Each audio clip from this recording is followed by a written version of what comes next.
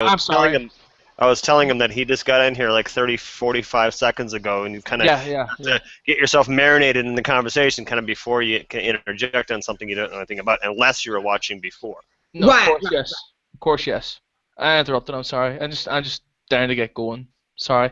What are we talking about? What is the basic? Are you arguing with her? She is arguing with you. We're Yes. not arguing at all. We're having a conversation. A debate. Well, a debate. No, we're not having a debate at all. What are No. we talking about then? Well, if you mute, we can get through that I'll with mute. you. I'll mute. Yeah. You Thank just. you. I'll just edit here. Okay. Listen, Scott, will you do me a Candy's favor, breaking it Scott? down. She's breaking it down, but getting it on. Go ahead, Candy. Okay. Scott, if you Yes. can explain as far as what you got during the conversation, explain to Ray Ray? what's going on, what we talked about. Well, what we're talking about is the commercialization of homosexuality, and how you feel, and I'm going to disagree with you, but how you use an example of during the football game or during the Super Bowl, there's beer commercials where it's promoting people to drink more. And if forgive me if I'm misrepresenting you, and I apologize if there's a gay person on TV or something like that, or it's publicized, then you're promoting that where it could be a risk of other people becoming gay. Am I correct? That wasn't what the original conversation. The original conversation was about uh, in relationships how the men. I'd Uh, like to join in here if I can. Well, let her finish, please. Let her Okay. finish. The original conversation was about how the women need to give their husbands more head because Now you tell me when my wife's out of town. Thanks a lot. Are we talking about oral sex here? I was talking about the commercial. I'd like to interject on the commercialization of homosexuality if you'd let me talk. Is that okay? I believe like nobody buys records anymore, do they? I mean, it's all downloads, isn't it? But like Lady Gaga born this way. I mean, there's protest buy. I mean, if you want to sell records, you got to sort of protest to the people who will actually commercialize the vote. I mean, I live in Northern Ireland, and commercialization is we had like I mean, same-sex marriage is illegal here, yes, but you know, this crowd called Ashers wouldn't refuse to bake a cake, yes, and they got prosecuted and actually were fined by the Equality Commission, the basically thought crime commission of the state, and people are saying now you protest. I mean, like, yeah, it's protest. You can. I mean, it's capitalist system. I mean, like if you get what I'm saying, I'm quite drunk, not too drunk, but I'm just gonna mute. okay, Now. well we're gonna mute you because we don't it's a real talk conversation. We don't have time for no drunken rambling. Either you gonna talk or you I'm gonna have to if you can't hold a good conversation, baby, you're gonna have to leave. But Candy, he did bring up an interesting point, though. I think it's I worth can't addressing. understand what he's saying. If he got a point, I want to Well, hear it. there's a point in there I'd like to raise as someone who identifies more as bisexual in nature. Now, is it possible, going by your theory, that maybe someone who's bisexual has been subconsciously submitted to gayness, but not quite enough gayness to be all the way gay? What do you think about that? I didn't say that all people that are gay are subjected to any type of gayness. Because But is that possible? I guess what I'm thinking. my sister didn't become gay that way. She was molested. So I wouldn't suggest anything ignorant like that anyway. There are different reasons that people can be I would say how their sexual desires can change to their same-sex genders. So I'm not an ignorant as closed-minded person that's against gays and their rights and stuff like that. Because I'd like to agree with you. Yeah, I mean it's pointless saying one size fits all. People are individuals. I mean, this human psyche is a large thing. There's no point saying like, this happened, so this is it. I mean, there's saying one size fits all is a nonsense. Is a nonsense, is it not? That wasn't what I said. So what are you talking about? Well, I believe you were saying like, no person is gay due to one thing. It's a culmination of life. No, I didn't. Freud put it No, down to eatable I disturbances, said that etc. there's different reasons. I'm so drunk. Yeah, you're so drunk. You got to go, dude. Yeah, you got to go. Yeah, love you, man, but you got to go. You're Come on, interrupting too much. Secular, back me up, lad. Back me up, Secular. I think that maybe this guy is just, eager to get in the conversation. Or Yeah, something. but he's a little too intoxicated for it, and he can't let somebody finish. Yeah. But it's her room, so let her control it, and it's getting out of control. Yeah, and I mean, even if you want to make a point, it needs to be about what has been addressed, not some off-the-wall shit that wasn't even a part of the conversation. And not only that, it has to let the other person finish talking as well. Right. I think, though, he was agreeing with you. I think he was just putting in other words. No, he said that I don't think you can, say that a person be gay and it's more than one reason why they're gay. That's not what I said. I said that it's more, there's different reasons that people are. Yeah, there's more than one reason. Yeah. There's different reasons. Yeah. He was saying the same thing. You just kicked a guy for agreeing with you.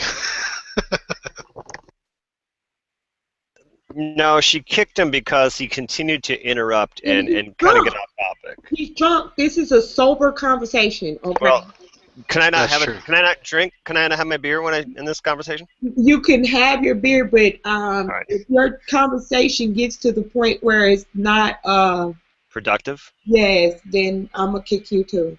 No, you ain't gonna kick me. I'm too cute. I'm too cute. Okay. You know that. But no. That's right, Candy. Come on, Candy. It's about keeping it real today. Come on, it's real time. Yeah, we gotta keep it real. But Candy, I gotta cut my camera off because I gotta pee, and I don't need y'all seeing that. Okay. Okay. All right. Well, go ahead, do your thing. But anyway, I forgot what the conversation was about because that's what I'm saying. I don't want people. I want people to contribute to the conversation. All right. I definitely want y'all to do that. I talk a lot and just get tired of hearing my own damn voice sometimes. All right, and I'm not a bossy or controlling person. So the whole purpose that we're having this as a discussion is because we're supposed to be discussing it, And if you have different views than I do or opinions about the subject, well, that's life. We're not going to always agree, and we're not going to always think alike. That's what makes our world so awesome and diverse and beautiful, okay? So I encourage y'all to contribute. But what I do ask, and this is only fair, I do ask that if I do make a statement or someone else makes a statement, I do ask that nobody attacks that person in their beliefs. If you want to ask a question or you want to say, okay, well, I disagree because such and such and such, that's, a productive conversation, all right? Because you have every right to disagree. But I don't want no attacking, and this is not a debate. Because see, things that involve people personally in life, it don't matter what the hell your opinion is. So what's the reason for a debate? There's no purpose for a debate. Because a person is gonna do what they want to do in their own life anyway. So there's no reason for a debate. We are discussing, okay? Not debating, we are discussing the issues surrounding sex and love, okay? So can I ask a question that's going to come off really, really bad, and hopefully you'll laugh, maybe you won't. Okay. If I'm peeing and I look at my penis and I admire it, am I kind of gay? No. Okay. That's like self-gay, though. I've read about that, Candy. Yeah, you self-gay. Because I was Because kind of I was always told not to masturbate because that's kind of gay, right? Because I'm a guy and what are you thinking of? not Besides not me. a guy, Oh, not a guy, because tried. it's evil. Candy, why does God hate gays? God doesn't hate gays. They're an abomination. Homosexuality, I should say. In the eyes of God, that's a sin, and God hates sin. I Uh, think loves the people, hates the sin. Let's put it that way.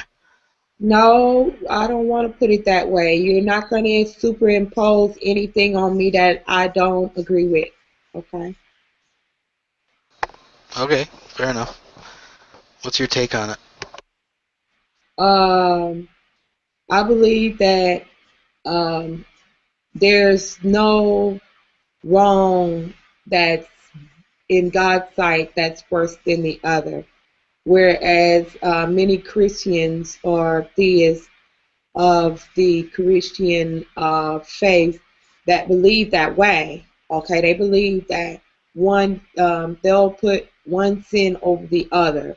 Like they may not have a problem with being a liar, but they'll make a big deal out of somebody being gay.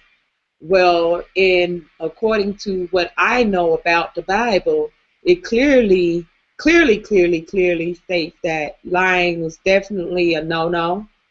And it reiterates that all throughout the Bible, but you'll hear many Christians or people of the Christian faith speak adamantly against gay activity and not say much over a whisper about lying because they're probably guilty of that. So they make allowances for the sins that they commit and kind of really put the magnifying glass on the ones that they know they're not guilty of. That way they get to ride their high horses and be self-righteous and see that's not the same as Mm-hmm. God wanting this. This is not what God sees. This is what one thing that I have, and hopefully, Scott, maybe one day I can come into your show, or you can come into one of my shows that I have on the religious aspect, because we can cordially express, so I can help.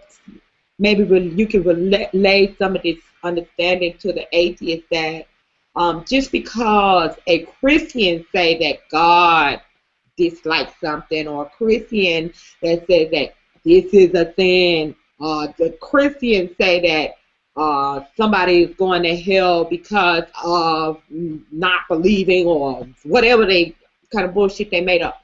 Okay, my point is that they made the shit up. All right, don't. It has nothing to do with God.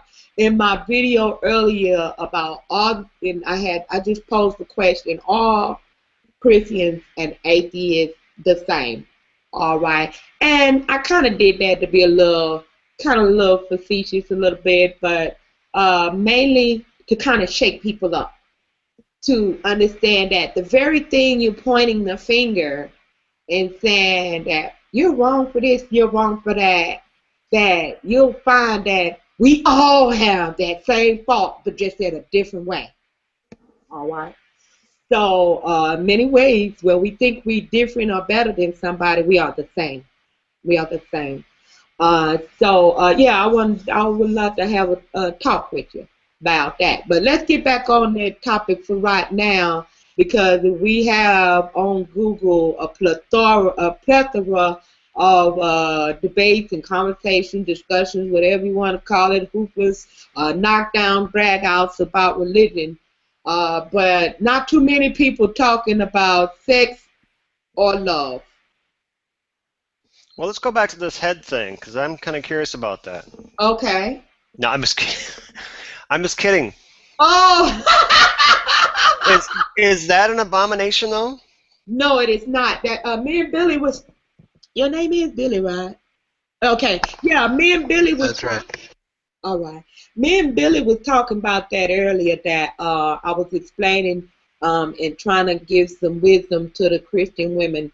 They give your man a little head, or give him a lot of head, specifically in the morning, and when he about to go to work, or if he work at night, definitely give him plenty before he go and stuff like that. Make sure he taken care of, because many men wind up cheating with somebody on their job.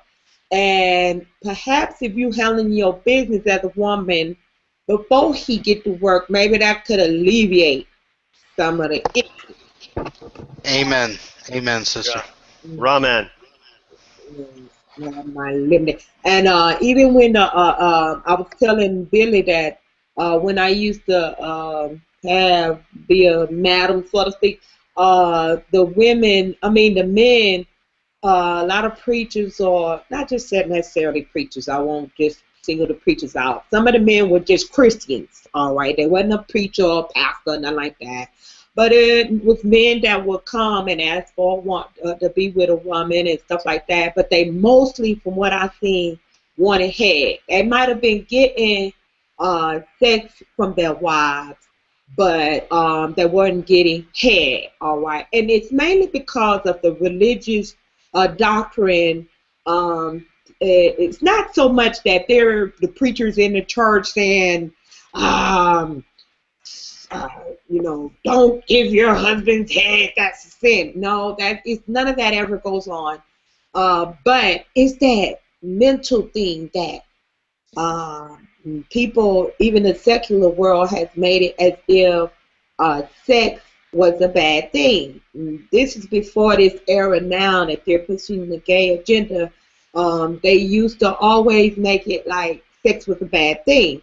Even on a TV show, all the stuff that they're showing now, they used to not be, they didn't used to have that, especially on those live broadcasts. Certain things that they say and do nowadays that was unheard of back in the day. You know, Scott, I ain't that old now. you ain't no young buck though. How old do you think I am? How old do you think I am? Let's start there. I don't want to get in no trouble. No, you're fine. I'll be honest. I like honesty. Would say by 38. Oh, see, I love you. Oh, I love you. I'm 41. Oh, okay. All right. As long as you picked younger. Okay, but what were you really gonna say? 38. Oh, you lying? You're gonna say 58. You don't look 58. You look young. No, I'm not 58. No, I'm 41. I'm 41. All right. Yeah, you look young. All And right, I knew you wasn't super young, but I knew you wasn't old either. I mean, well, I couldn't know, but I didn't think you were. No, this bitch feels old though. Oh, Lord have mercy. Yeah, but we was talking about this the other day, and Nadia, you know Nadia, of course I know. Yep. And Erica, they was bringing up the topic about the feminine, all right. And I noticed that the gays are really pushing the feminist movement because it includes them. That's kind of a little selfish. That's a little bit selfish motives in there. All right. And saying that, oh, we can identify with the women. No, motherfucker, if you want to be gay, just be gay. Don't be talking about you can identify with us women, else you would know that we having a hard time finding a man as it is, and to have to run in every other man that we run into is gay. That's a problem. So if you can't identify with that bitch, don't talk about you identifying with us real women. All right. Well, you know why every other guy is gay. So ain't enough women. You see, what you should be doing is, I don't know, are you ordained? You should consider being like an ordained minister, and you could start the first church of getting it on, and teach these women how to get a good man and keep a good man. You've espoused a literal cornucopia of wisdom since I've been sitting in this hangout that I think, unfortunately, is not going to be viewed by enough people. Well, if you help me share it, we'll get it. We'll get it, make this thing go viral. And I will. I'm telling you, I will hold up that flag for y'all, man. Head in the morning, head in the evening. We'll make it a national anthem. I think we should turn into a freaking political party. I think I know. Yeah, The Yeah. head I'm party. on board. Yes, we can. Yes, we can. Let's do it. Shouldn't it be called Here We Come? Let's do it. Yeah. But See, that's funny. I used to um, teach this, and by the way, I am ordained, and I don't know how you pick that up, but I am. But I don't hold up a banner and say I got this title, I'm somebody. I Well, I show. could tell you were divinely touched some way. I wasn't sure exactly, but I could tell that you were divinely touched. Thank you. But I live it, okay? What shows and proves that that I am called by God is by my lifestyle, not by how many scriptures I've quoted or by beating people over the head with scriptures. That's definitely a no-no anyway. But by my lifestyle, how I carry myself, all right, and being an example. Okay, the best way to teach somebody something, and I don't know why the Christians don't get this. They believe in Jesus. I particularly don't, but they say that they believe in Jesus. But Jesus' primary example that the primary thing that he taught was to be an example. It didn't say nothing about beating people with scriptures. Matter of fact, it said to do the exact opposite. Don't do that. But anyway, Mm-hmm. we don't want to make this a religious conversation, but sex is involved with religion in the aspect that religion has caused a lot of problems in the people's sex lives. Okay, not God. Let's keep this straight. Not God. God is not God. When He made human beings, He might not believe in creation, but I love a kind of God that'll make a human being and say, "Get it on." All right. And Amen. Amen, sister. God, He was a good God. Praise Him. Church is getting it on. That's what He I'm saying. said, "Get it on." All right. That was the first instructions He gave. And He said, "Okay, let's do it. Let's do this." All right. So he had to be a good God. All right. Because sex is a beautiful thing. I even wrote a song about it, and it's titled "Sex is Beautiful," and it's not a um, it doesn't talk about, like a lot of songs that talk about sex these days. It's not like about the lovemaking the way the old school songs used to be about two people in a relationship and how they feel about one another, and how the man used to express how they used to think about their wives. Their wives probably were giving them head back then, but they think about their wives and their women or whatever like that, and how they make them feel and so forth. And those are the beautiful, awesome aspects about sexual relationship and or intimacy. So I wrote a song called "Sex is Beautiful" because I think we need to get back on track of understanding and knowing that God ordained sex. Okay. Um, Can I show you? Can I show you a painting quick? See if I know what you're talking about. sure. Okay. There's a cool story behind this too. All right. But can you check that out? Can you see that at all? Hold on. Let me hold your. Let me white box your. That's a man and a woman together. That is. I can Oh, confirm that, Candy, it is. okay, I can see. Okay, So yeah, that's what you're talking about. yeah. And just real quick sidebar. Maybe you'll get into this. Maybe you won't. I don't know. But you know whose house that used to be in? Cool. Prince's. Prince. Yeah. Oh, That used to be in his house. Now it's in mine. Oh. Oh, you don't like Prince? That's pretty cool. That's pretty cool. Yeah, can't. I thought you would be impressed by that. Who, me? Yeah. I'm a different kind of person. I'm not impressed a lot with things. Oh, I thought you liked Prince. I love Prince. That's my nigga. That, that was in his house. I figured you'd think that'd be cool, kind of cool. I live in Minneapolis, so of course. Oh, really? Oh, okay. Yeah. Yeah, he's here now. Did you know that? Let's see, where are you? I didn't know where you're located. New Jersey. You're in New Jersey. He's playing New Jersey tonight? No, he lives in New York. No, he lives in Minneapolis. He lives 10 minutes from me.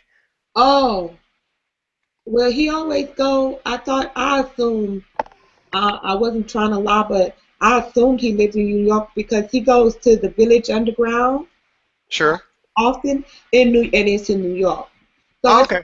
I just kind of put the two and two. You know how people do. No, I know. I didn't mean to get you sidetracked, but actually, You're not too far from here. Minneapolis, Minnesota? Oh, Minnesota? Yeah. That's a little way. That's a ways. I used to live in Ben Salem, Pennsylvania half time, so. Oh. Yeah. But you know what? I got to get out, but it was really nice talking to you. I hope I get to talk to you again. You're very fun. All right, thank you, hon, for dropping in. I hope I didn't disrupt the room. No. I appreciate you. You was regulating. You see, I was asking you. I said, well, I ain't said not a word. Baby, one thing about me is, I know that I'm a born leader, but I'm a leader because I know how to follow well. Well, that's awesome. Well, Billy, it was nice to talk to you as well. Yeah, nice seeing you, man. All right, man. See you guys. All right, make sure you come back in now and invite me to your show so I can come over there and cut up and troll your broadcast and stuff. I will do I'll that. come over there and troll and be a nice troll for you. Oh, sounds good. We'll do that. Thank you. Good night. All right, baby. Yeah. So anyhow, that was nice. So what were we talking about, Billy? You gonna help me stay on topic? Well, I don't know. We've been talking about a lot of getting it on. Okay. Dirty talking, funky walking, Okay. honky talking. Okay. When do you? Do you mind if I ask? Are you married? I am unmarried. Oh, okay. You young? I'm not super young, but I'm not old. I'm in my 30s. Okay. All right. Have you ever been married? Not married. I've been in a long-term relationship. All right. You in a long relationship right now?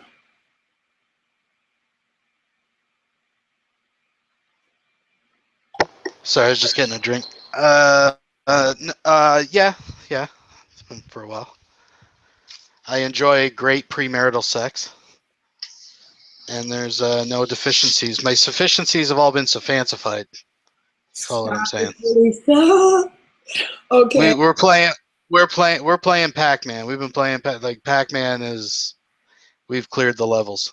Okay. All right. That's good. All right. Because let's talk about. We've talked about sex, and we want to make sure. Wait a minute. Oh, I missed something. Oh, suck it now. Okay. What I wanted to say. Yeah, we talked about the woman performing her duty. All right. But what we didn't talk about was men that's jackrabbits. Okay, we need to talk about the jackrabbits. They are well deserving of a conversation because the jackrabbit is causing lots of problems in the marriages. Okay, the men that's addicted to pornos and not fulfilling their wives, they too busy fantasizing about the woman in the women's in the pornos that they unable to take care of the real life women that they got in their house. Not taking care of business. Right, but they're not taking care. They're not eating no power pellets or nothing like that. We need to discuss that. Okay, we need to discuss that because that's causing a problem. Perhaps they may be the reason why women is turning gay. We ain't saying that being gay is the worst thing you can do, but if the problem is that jackrabbits is causing a problem, we need to deal with that head on. Okay. That's right. Long story short, guys, learn to paint a house. That's where I'm leaving it. I'm just throwing that out there. Okay. And the jackrabbits, okay, we understand that you might be getting a little excited or what they real excited and boop, things happen. All right. But if you do that consistently enough times, you're gonna piss somebody off. All right. Because having sex or making love to your spouse or your mate. Don't have to be married. We ain't just talking about married folk. We're talking about people that's just together. Y'all shacking up or whatever like that. Y'all together, y'all bonding in sexual activity. Then you need to do your part. All right. So if you're doing the jackrabbit thing, and then I'm sure that your woman is pissed off right now. Okay, so we need to address that. Okay. Why do we need to address it? Because soon as your wife leave you or cheat on you with another man that's not a jackrabbit, you pissed off. All right. And you saying what a bitch she was, and she wasn't shit. She just wanted you for your money. And I've heard all kind of bullshit ass stories when the real truth was you was a jackrabbit. Okay, because she told it on your ass when you went off on her and called all kind of bitches and hoes and this and that. And that.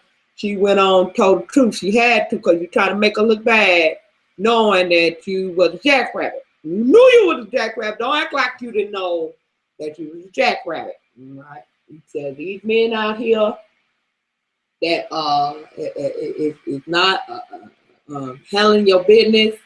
You always want head, or either you want head and stuff like that, and the woman is trying to take care of you and stuff like that, but you ain't doing nothing to help her. This is what you call that, Billy? Mutual. Yeah. Mm-hmm. That's right. It's mutual. There's supposed to be a mutual exchange. All right. And let me tell y'all guys something. It's very important that y'all need to know, because I talks to the ladies and everything like that. Make sure they stroke y'all head, not just your private area, but your head. You know, them men don't have not a lick of hair up there. That's even easier to rub it when don't got no hair up there. You rub that old bald head like a crystal ball. Okay. Stroke that man and make him feel good. All right. Make love to him. Tell him how handsome he is to you. All right. So he don't think that you want to leave him for somebody else. Stroke that man and let him know how much you appreciate him being a man and taking care of business. All right. Stroke the men and make sure that they know that they the king of your household. Okay. That's woman job. All right, kings. Let me talk to the kings now. All right. Kings, let me tell y'all something now. I'm always be for taking care of the king. All right. But now y'all men, y'all gonna have to learn how to make love to a woman man. Okay. Now I'm not gonna be able to cover all of this in one night.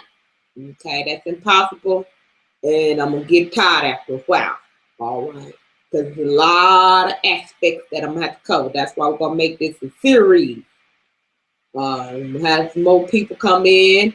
If you got a question about the relationship and stuff like that, I can help you out. But don't blame me if you don't follow instructions and your shit fucked up. Okay, I'm gonna give you some good wisdom. Okay. I've been married before, and I guarantee you, if you contact my husband, he'll tell you only reason that I am not no longer married is because he fucked up, not because of Candy, because Candy know how to take care of her business. All right, Candy, a good wife. Okay, he'll tell you that. Especially my first wife, my first husband, my second husband, he was an asshole. So he was so much of an asshole, he would never admit to y'all, when he was begging me and trying to get me back, he admitted, but to me, but he would never admit to y'all that he was a fuck up. All right, even though he did all kind of outland stuff, I ain't gonna put his shit out in the street or nothing like that because I'm not that type of woman. But I will tell you, he was straight up fuck up. He was okay. He was good in bed and everything like that, and everything was copacetic in that area. Cause I always make sure we keep the romance. When my husband come home from work, I'll be butt naked in the kitchen with a towel on and some hot heels. All right. So always make sure Damn. that taken care of. All right. But You have it taken care of all in one swat. You're out there, you're making your man dinner, and you're ready to go. right. Okay. So He's just wiping his chin, and yeah, I hear you. that's right. Make sure he took care of. All right. But I want you to know, men, at the same time, you can meet a woman like me that's a good woman that's gonna handle her business, but you can lose her quick as you can get her by not doing your part. All right. Both of my husbands that I was with was good and bad, but they was fuck ups. Well, not my first husband. My first husband, he had another issue going on with him. All right. But my second husband, because my first husband was a good provider and stuff like that. Okay. But my second husband, he was so unattentive and didn't tend to me at all. I'd be always stroking on his head and telling him good things. And every time I try to aspire to do something positive and things like that, he would tell me I can't do it. And why would you want to do that? And why? He was just a downer. That's a fucking downer.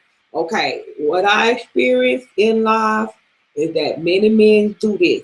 Okay, y'all get intimidated by a hard-working woman. Y'all need to stop that shit. If you find a woman and you come across a woman that's a go-getter, baby, let me tell you, okay, there has to be balance because sometimes women just be overly, what they call it, ambitious. So if that's your situation, we'll have to deal with you from a different angle. What I'm talking about is just a woman that, like me, I do have high aspirations in life. I've always had my own business. I'm a businesswoman, and I've always had my own money, and I've always made more money than the men that I was with. All right, because I had my own business. But men, y'all need to stop being so how do you say it? Intimidated by women that make their own money now. Okay, because I don't care how much money a woman makes. If that and if she make more money than that man, I guarantee you, if you make love to her mind, ain't not a damn dollar she can make can take your place. Okay, please believe that. Because women, we value a man's word. It's something about what a man say that will have us wrapped. You can have them women wrapped around your finger by making love to her mind. Men, if you have small penises or you jackrabbits or whatever like that, please understand, if your woman leave you, it wasn't because your penis was small, and it wasn't because you was a jackrabbit. It was because you didn't know how to compensate for that insufficiency, you could have compensated for it by making love to her mind. Because in order for a woman to get off, she has to, you have to, the whole experience is going on in her mind anyway. So you may be horrible in bed in all actuality, but in her mind, if she know you really love her and you're telling her how beautiful and how she turns you on and how much you enjoy being with her, she'll get off just from that, because a woman make love appear in the mind. All right. So I'm just giving y'all a little pointer for the night. I ain't gonna drop too many I ain't gonna drop no big bombs on y'all. But I'll give y'all just a little bit at a time to help you out in your relationship. So if your relationship is rocky, I guarantee you, baby, now I want y'all to come back and tell me, Candy, you sure was right. I tried what you said, and I'm telling you, my relationship is just doing awesome. Okay? And you ain't gonna be able to come tell me otherwise, because the shit work. Okay? Shit work. If you do like I'm stuck in you, and it's gonna definitely work. Okay? You telling a woman how fine she is to you, don't lie, because if you lie and exaggerate, you're gonna piss off, because she gonna know you lying. All right, remember now, women have intuition, so we know if you being ridiculous. All right, some of the women, depending on what kind of women you got, I don't want to be too general, because it depends on kind of woman you got. She might want to lie every now and then. She might just want, she might want you to lie just a little bit. But it depends. See, that's where you got to put in the work to get to know your woman, know what kind of woman she is. Now, if you need a little help with that, just give me a few. I can work with y'all on case by case basis, but y'all gotta be patient with me. You gotta give me a little bit of insight about little different things. So that means you got to know something about your own woman. Then I can tell you, oh, she this type of woman. Do this. All right, with her. Okay. Because some women, we not all the same. So some women is just bitches. All right. If you got a bitch, you got a bitch. What I mean by bitch is not that she ain't worthy of you being with her kind of bitch. I mean, she's the type of woman that no matter what you do, we're gonna please her. She just like the bitch. She's a bitch. All right. Then apparently you're attracted to bitches. Just suck it up. Be a man and just suck the fuck up. Just suck it the fuck up. You like bitches. Something in your psyche, in your subconscious mind that's attracted to her nagging the fuck out of you. So just deal with it. Like, just fucking deal with it. I don't want to hear your shit. All right. I know them kind that y'all both drama queens and kings, and y'all love the shit, and y'all like to argue. Because I know it's relationships like that. And people I know that been married for years and years, and all they do every day is argue. And they love the hell out of each other. Ain't neither one of them going nowhere. Neither one of them. They drama kings and queens. She nagged the fuck out of him, and he egg her on and sit back and complain about her bitching all day, because he really like it. But it's a game that they play with one another. So you just ignore them, all right? We're not even discussing them. That's a whole different kind of level of relationship. We talk about the other classification of relationship where people, talk to one another. We ain't talking about the people that talk at each other. All right. Who is this we got here new in the room? Hey, Raven. This is Raven. She's good. I know her. She's a good person. Hey, Raven. Well, she's probably still there. She probably was listening and just stepped away for a sec. She'll be right back. Oh, okay. Okay. Oh, she's got mic issues. Oh, okay. You're muted right now, too, eh, Rave? Oh, she's going to reload, probably. Yeah, I gotta reload. Oh, you got her. Can you hear me? Yeah. I heard you, hon. She said she got to reload. All right. But yeah. So where was I, Billy? Help me out. So what are we talking We're about? talking about getting. Oh, we're talking about getting it on. You missed quite a conversation. She had a lot of good points tonight. Oh, damn. See how I am? I missed it. She had some good stories. I'd actually like to hear some more stories about back in the day. Oh, You yeah. told me about the old guy with the stockings, and you told me about the minister who used to come and get blowjobs from a hooker. That's my kind of story.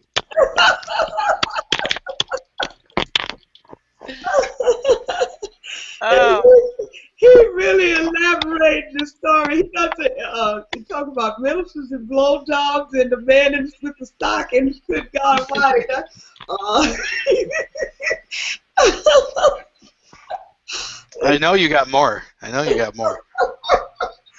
oh yeah, I've been through some shit in life, and I tell people all the time that when I tell them these stories, you would think that somebody would. It's like these stories are so outlandish, like the stuff that people do in life for real.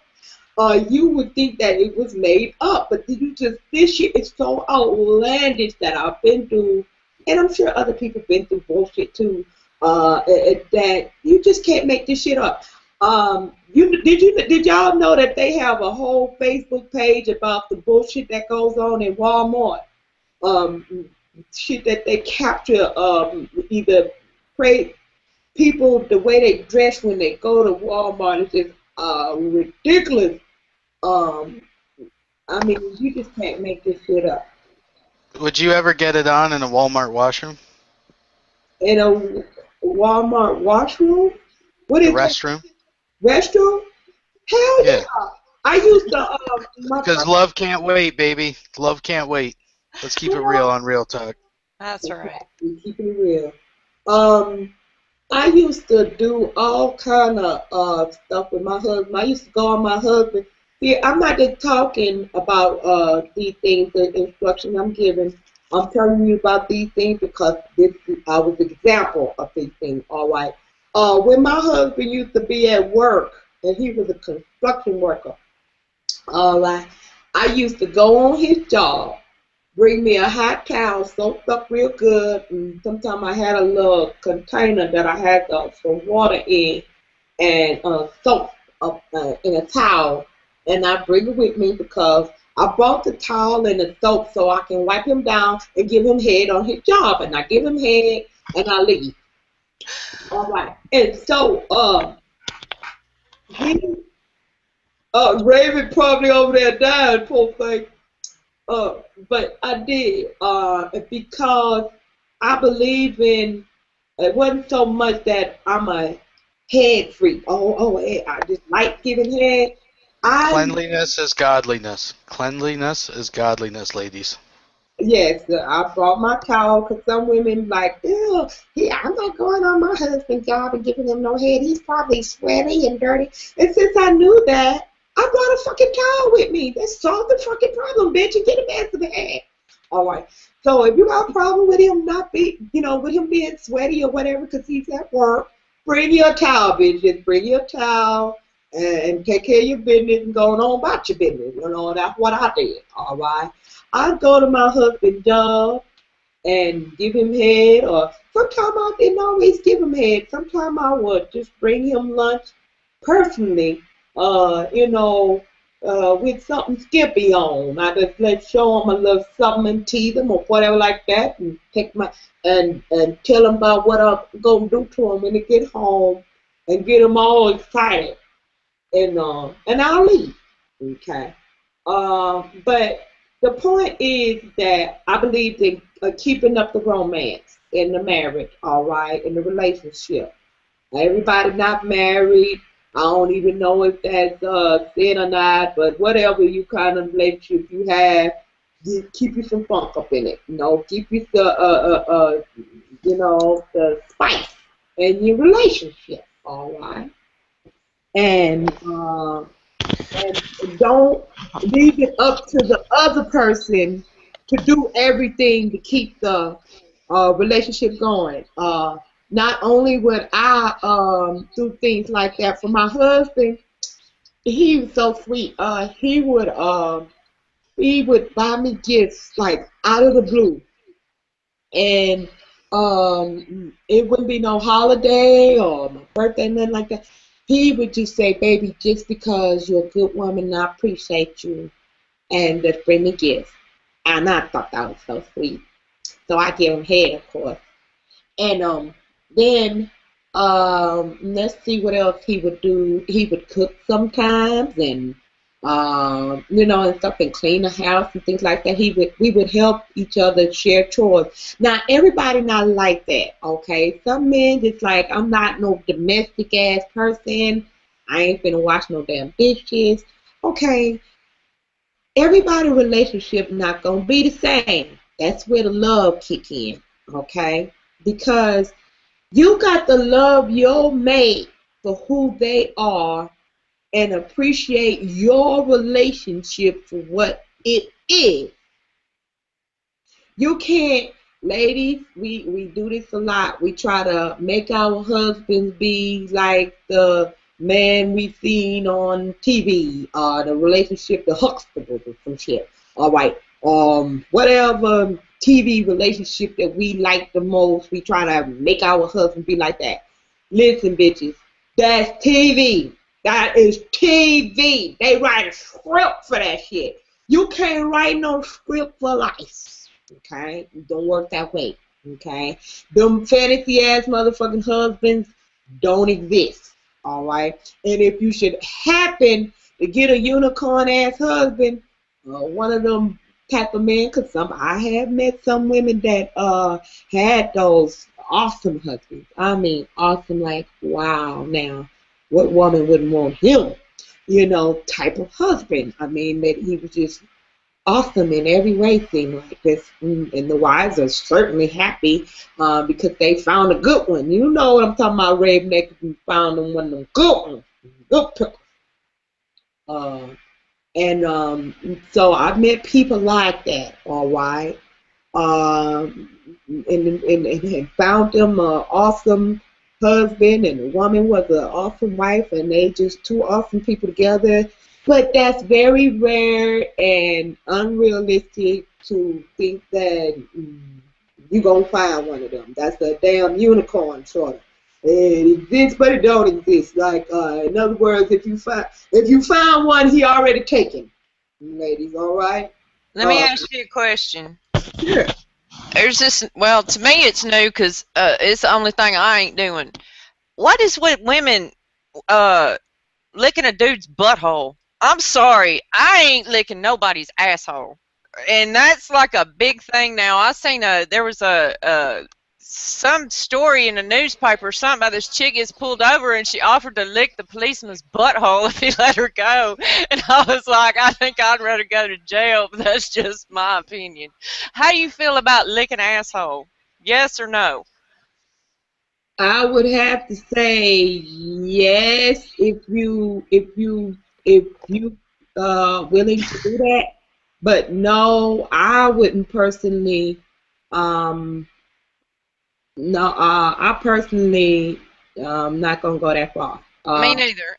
No, I can't go there. No. Some men, because they do have a little kind of possibly a little gay tendency. If you know your mate, see, let me tell you something, baby. Uh, Relationship is about doing what it takes to please who you with. If your mate is not asking for that, or he doesn't even that slightly hint that when you giving him head or something like that, that he try to make you accidentally slide down there, that's his way of letting you know he wants you to do that. Then you ain't got to worry about that. You don't have to go out of your way to do extra stuff if you're already satisfying him, all right. Then there's no need to go out of your way to do extra stuff that just because somebody else is doing it in their relationship. You understand what I'm saying? And Usually, from what I've seen, that men that like that kind of stuff, they got a little, they kind of slippery anyway. They kind of, you might not be able to please them completely anyway, because they about probably 2 steps from wanting a man. All right, and you ain't gonna be able to help them with that.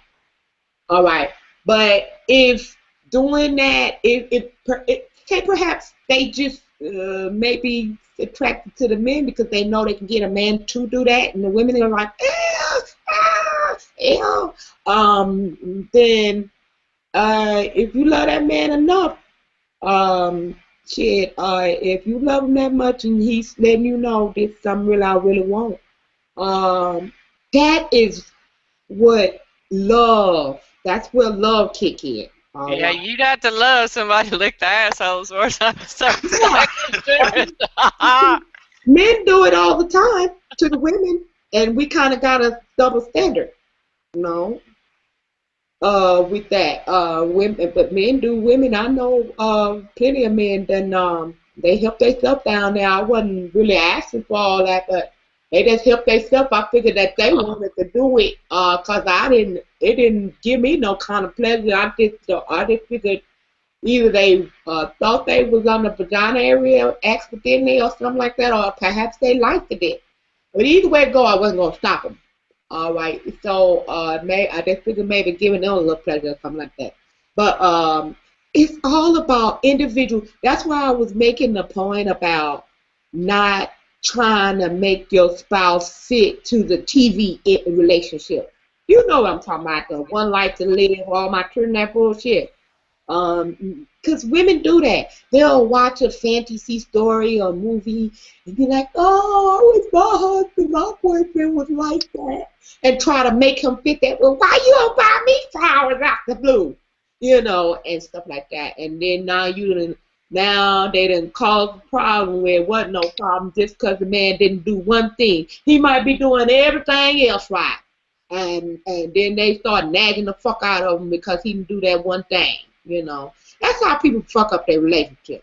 Trying to match their relationship with their girlfriend, and they husband or whatever boyfriend or like that, or trying to match their relationship with maybe even with their parents' relationship. Well, my father used to do this for my mother, and you know, well, you're not married to your father, bitch. You married to. That's right. You know what I'm saying? Yep. So, and men will do that too. They'll try to make a bitch their mama. Well, I don't cook my chicken like your mama cook her chicken. Or your mama burn her chicken a little bit on one side. I don't want my chicken burnt. All right. So, the whole point is, relationship is about pleasing one another. All right. And I shouldn't have to be like somebody else. If you love me, for me, then I shouldn't have to try to be like somebody else to please you, because you supposedly been attracted to me for me. All See, right. you got to be creative too. I mean, you can't just sit around and say, "Okay, you want to screw? Yeah, okay, let's do." You know, you got to be creative. Like, see, I'm one of them. I don't get into that one life to live and all that crap. I don't watch that. My grandma used to watch that stuff, and I ran from it. I just, I'm more of the Leonidas 300. Come, let's go and fuck in the woods. You know, sorry to be so graphic, but you know, we're You adults. good? You good? You know what I'm saying? I'm not into that mushy, oh, you know, Pepe Le Pew, oh, let's go make love. No, that's just me. I mean, I like role play, though. That's fun. Yeah, girl. I used to tell my husband all the time. I used to tease him, especially my second husband, my last husband. I told him, I say, if you be good, I say I'll turn into another bitch for you. And they used to give him call, used to whisper when I be talking in front of other people, and I whisper to him. And they wonder why he bust out laughing. But that's what I'll be whispering in his ear. I told him, say, baby, you be good. I'll turn into another bitch for you when you get home. And stuff like that. When he come home too, I'll be bought me a different wig and you know, different outfit or whatever like that. Sometimes I get my my black put on my all black leather girl. Shit, no, be very dominating sorta. Like I call him in on the phone sometime, and boy, he used to be so tickled. He said, "Baby, why you do me like that?"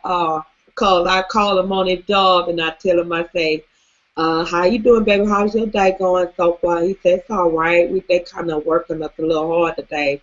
I say, "Is my dick all right? You ain't got it crunched up in in no bind or nothing like that, right?" I say, "Girl, what People, did I say?" I say, "You got my dick.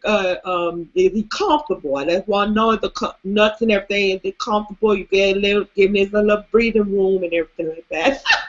you know what though? People are too uptight about sex because I tell you what, most men are like this. Seriously, if men will tell you the truth, they're like this: feed me, hot tub, blowjob, yay. You know what I'm saying? He's not it doesn't take a bunch of planning and, Right, romantic love letters. Fuck that. No, no. Feed the man, feed the man, feed the man. He's at yes, work all day. What the hell's wrong with you that you don't feed your man and you wonder why he goes to somebody that does? right, You better learn how to cook. Seriously, I don't care if you do work. There's at least one night a week. Cook for him. I ain't right. talking about open no damn box and shit. I'm talking cook. Right, right. Now you gotta understand there's some women out there, they microwave whole thing, their parents we gotta make some allowances for them, all right. So baby, if you don't know how to cook, But that men are will easy. Men are easy though. That you don't have to sit there and be. You know what I'm saying? Just little things like that. Women don't do it yeah, anymore. yeah. Matthew say I'm showing out.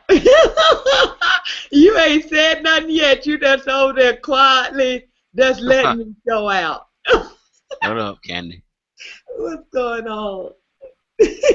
Not much. You ain't try to pull my reins or nothing like that. You just gonna let me show out. Yeah, let you show out. Go ahead. Go ahead. Look, I done found me a partner too. She a mess. You hear? That's right. Well, I'm just telling you like it Yeah. is. That's my opinion. That's been my experience. I don't know. Everybody's different, but it works for me. Now, are you married, Ray? Yep. I'm so glad I'm married. I am so glad I'm married that I don't have to sit and, you know, think of creative ways to keep a guy that you don't know is going to stick around or not.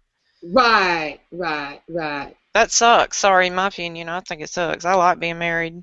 right, right. It's definitely an awesome thing that when you have a bad day, you know that you got somebody you can talk to about it, or if you having a good, experience in your life, you got somebody to share it with.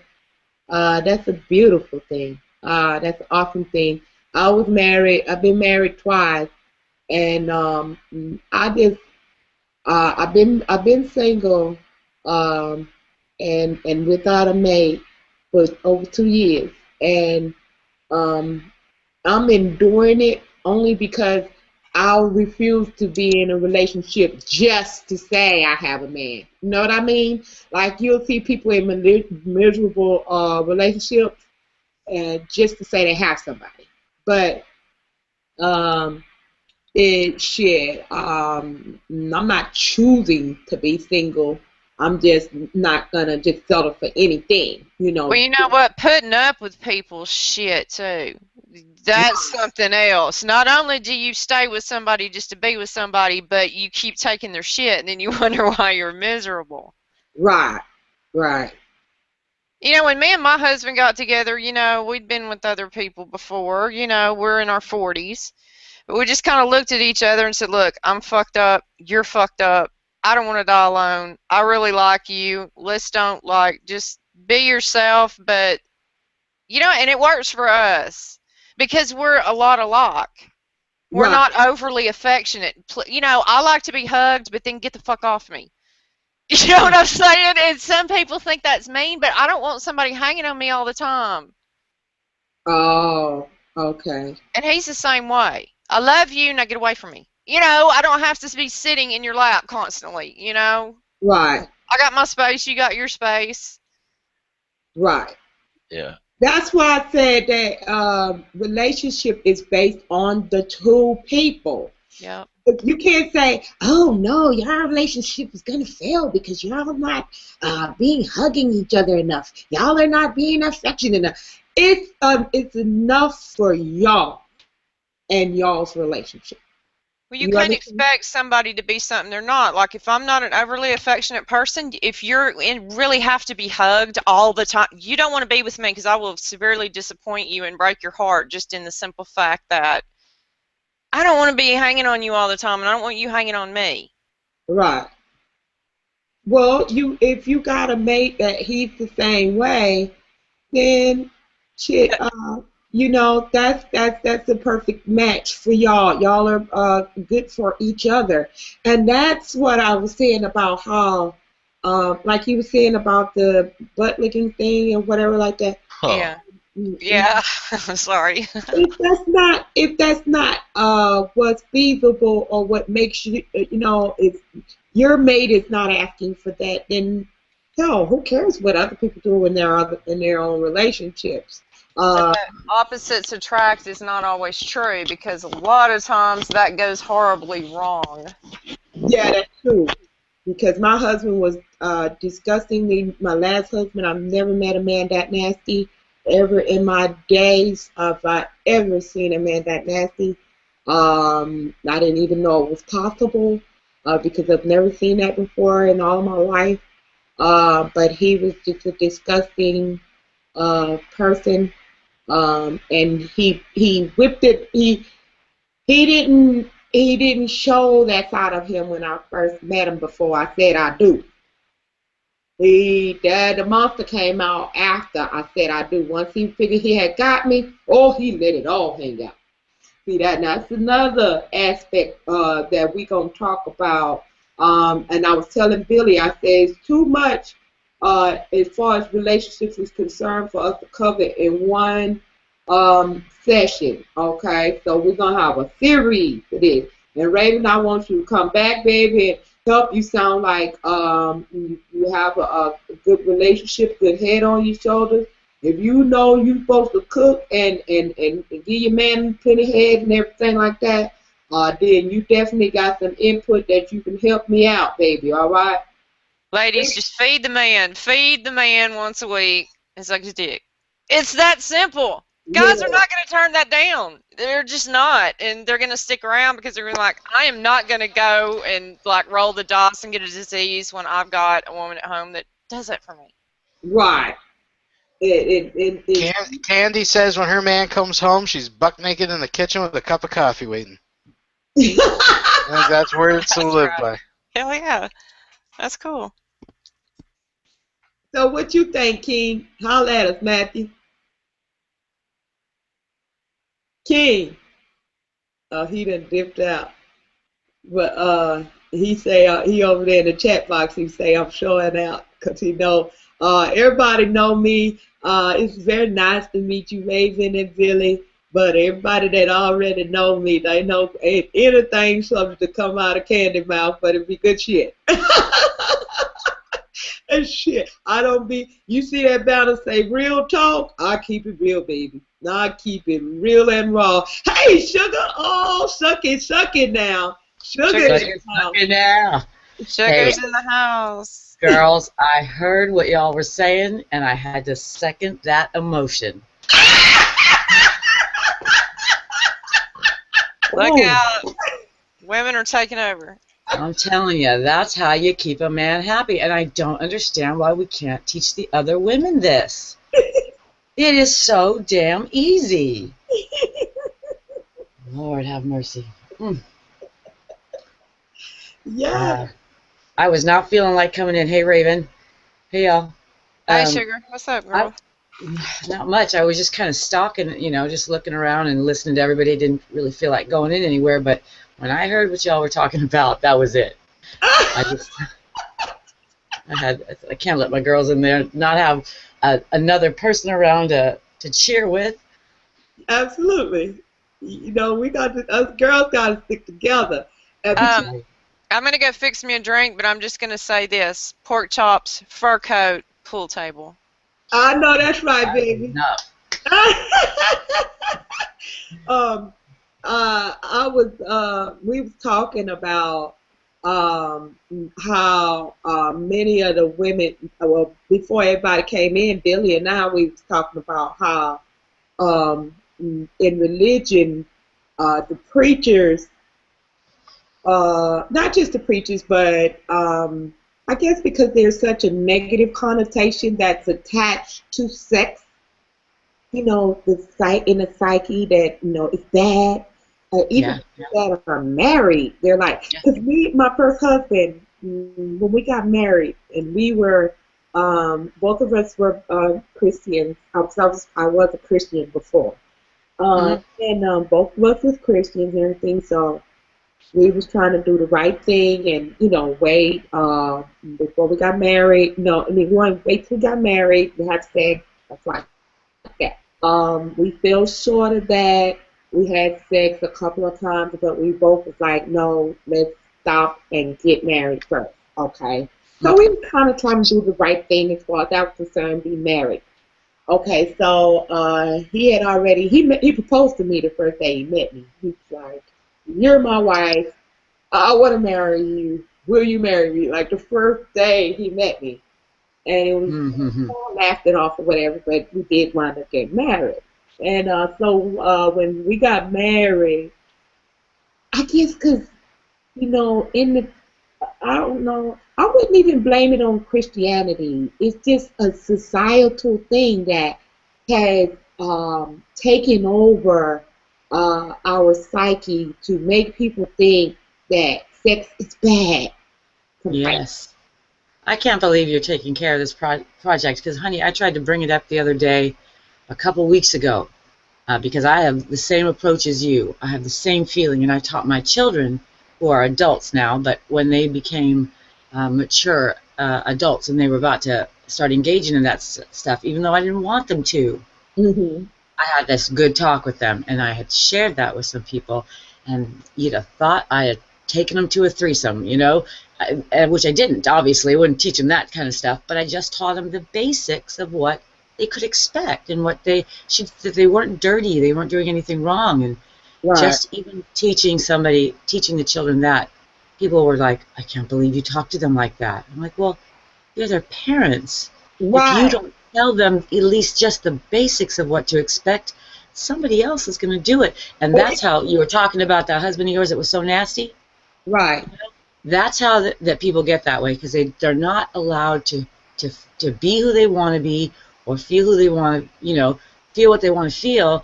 And when they start getting into sex, when you need to bring a chainsaw and chickens and, have 60 people there and all kinds of things for one little orgasm, when that's not good enough, something's going on. You know what I mean? You can get freaky if you want, but, not too freaky. Well, Sex no, is good. I was saying that he was not nasty sexually. He was nasty that he was unclean. Oh, that's a whole other problem, isn't it? Oh yes, that is a whole next level. I can't handle that. No. No, I can't handle that either. Well, then I misunderstood. Well, but still stands. You're right. It's not dirty. It's not nasty. The sex part. Yeah. I agree. Yeah, and I could understand. Okay, I don't even know why I was bringing up about him being dirty. Because I brought up the thing you were talking about when you and your husband got married. You were Christians, and you fell sort of short, and then you got married. Right. Okay. We got married. No, that was the one that was clean. But see, I'll do that. No. Okay. My mind will float around. Y'all gotta help me out with that. And be like, Candy, you were talking about this stuff. Okay, then help me out now. I'm the same way, honey. But my first husband, and that's what I brought that up about. We was both Christians, but even when we married, it was okay. It's okay we can do this now. We laughed about it in bed because we was the best of friends. and we would laugh about it, and we'd be like, we married now. We had to tell each other, no, we married now, because our minds was on, don't touch, don't do this, don't that, and we was trying to avoid the, too much contact and touch, feeling, kissing, and all that before marriage. So when we did get married, we had to consciously think, we're married now, it's okay.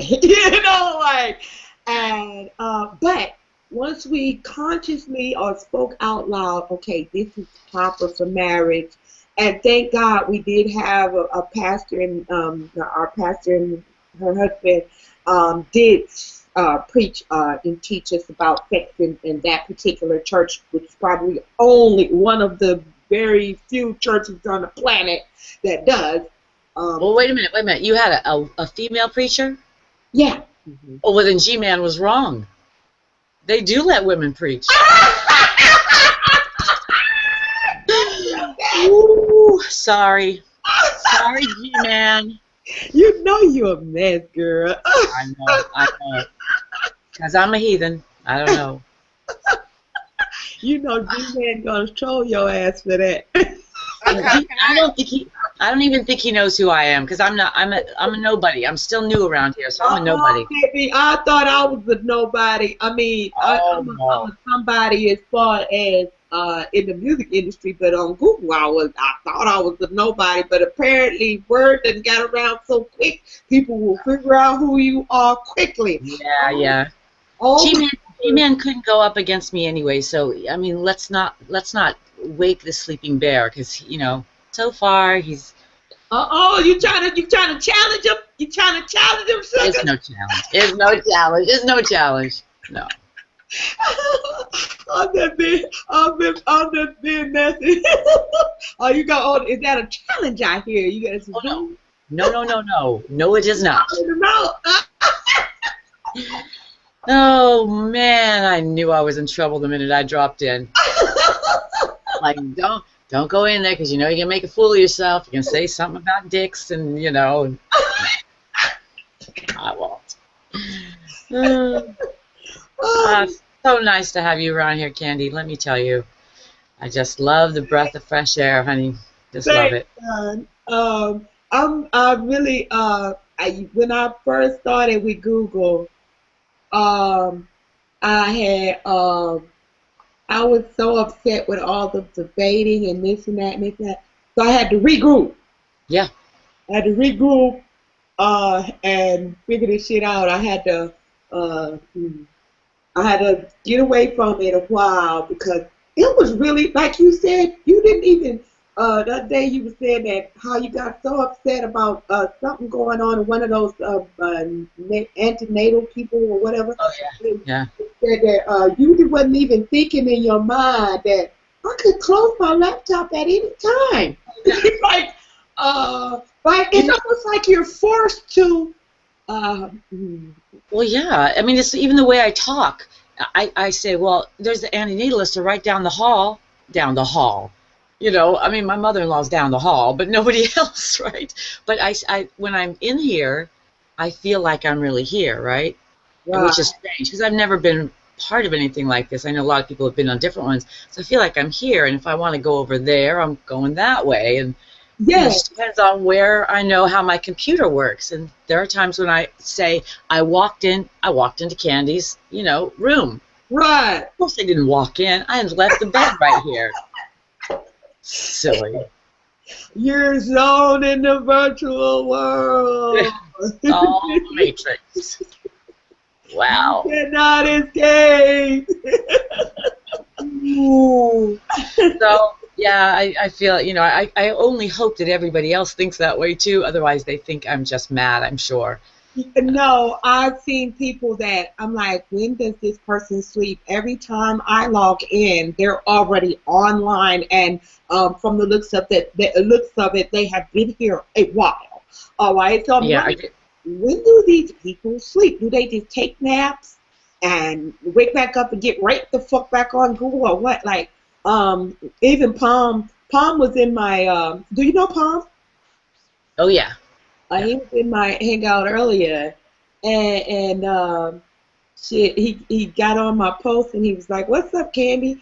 And I was like saying to myself when I happened to come up on the notification because I wasn't in Google, but I was online taking care of some with my record label. And he said, "What's going on, Candy?" And I was saying to myself mentally. I didn't say it to him because I didn't want him to offend him or anything like that. But I was saying to myself, I got shit to do. I don't know what y'all people do online. Like I am online. When I am online, I'm online for business. Even though it looks like I'm chilling, I'm actually doing something right now. Like right now, Yeah. I'm working on And something. I've been like that. Sorry, my sound's going in and out, so I Uh-oh. Hi. Let's see. Hang tight. Let me refresh too. Probably I need to refresh. think it's me. I don't know. Well, Can you hear me now? I'm in the mountains, so I have to refresh. Y'all just pop out. Hey, Ukrainian Hey. supermodel girlfriend. I heard all the hot talk going on in here, and I had to come in. Oh yeah, we whipping out dicks and stuff, and then helling up over here. No, I'm just. Now, earlier you told me I couldn't stick mine in a bowl of mashed potatoes. Now you're getting pretty, I know, Candy. I'm gonna have to settle you down here. It's getting out of control. Okay, you're right. You sure This might have to be an R-rated hangout here. Hey, look. Get out the hose. Get out the hose. The way I look at it is, if they got enough, keep me in check, Billy. Keep me in check. Oh, looking now, Prom is in the room. Hey, Prom.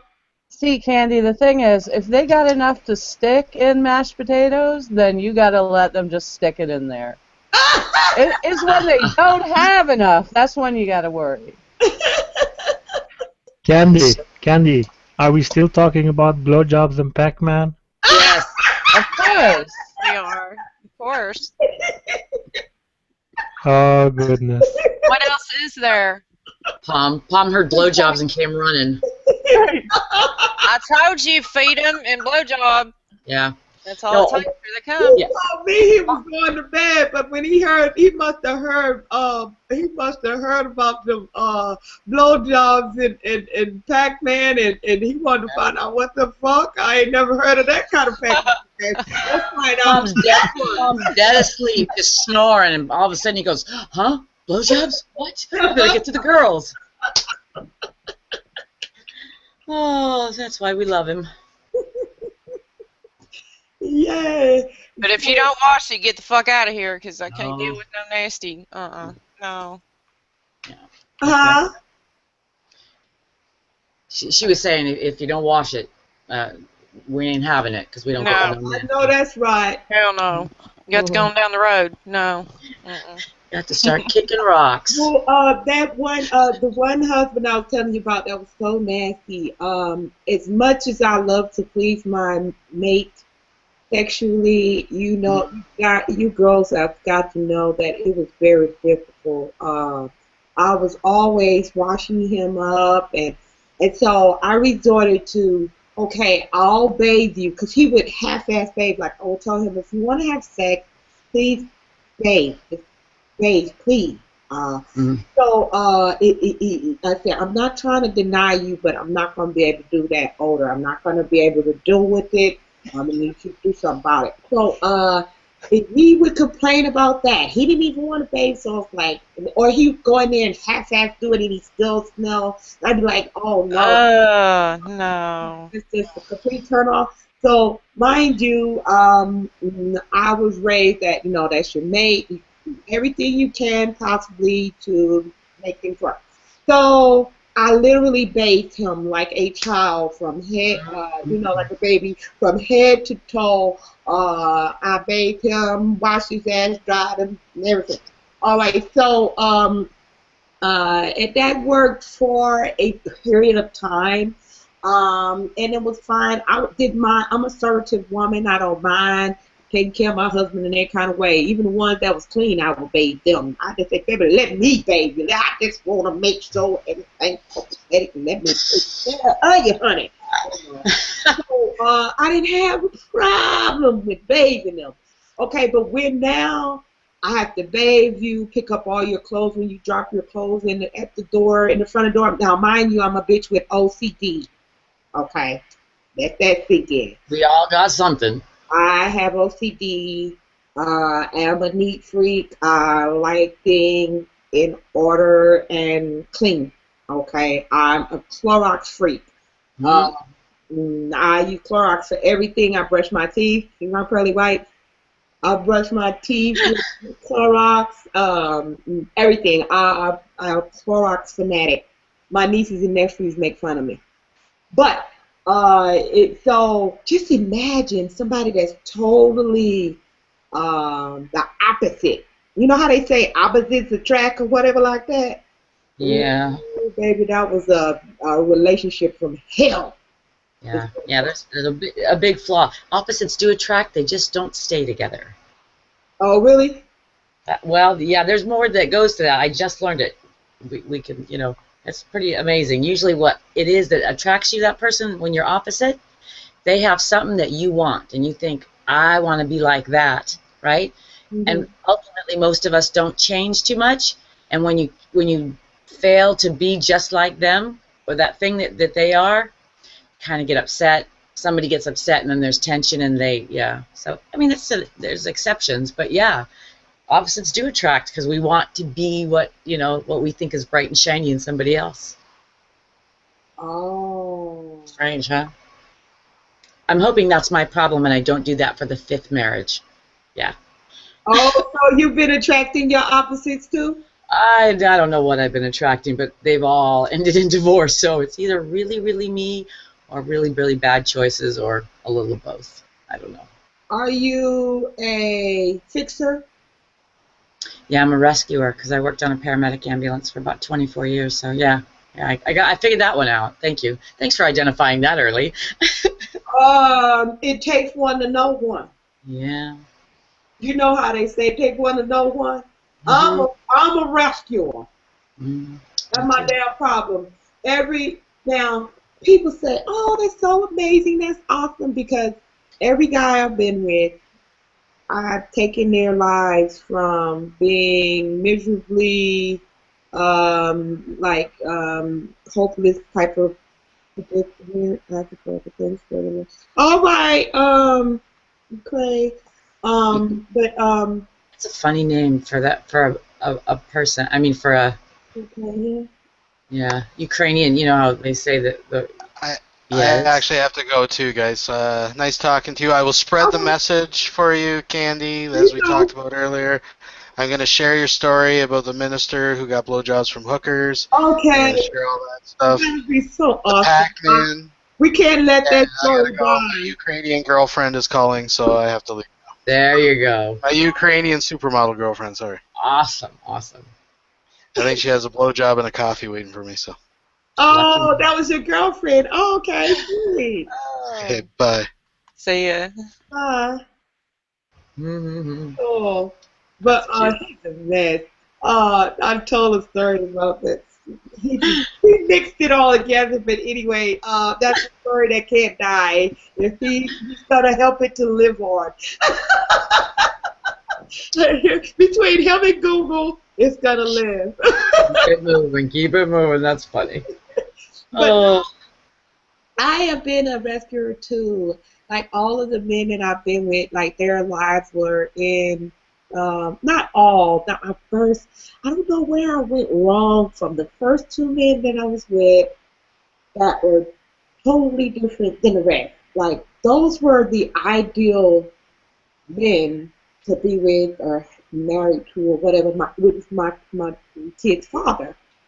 He annoyed me because he was too nice.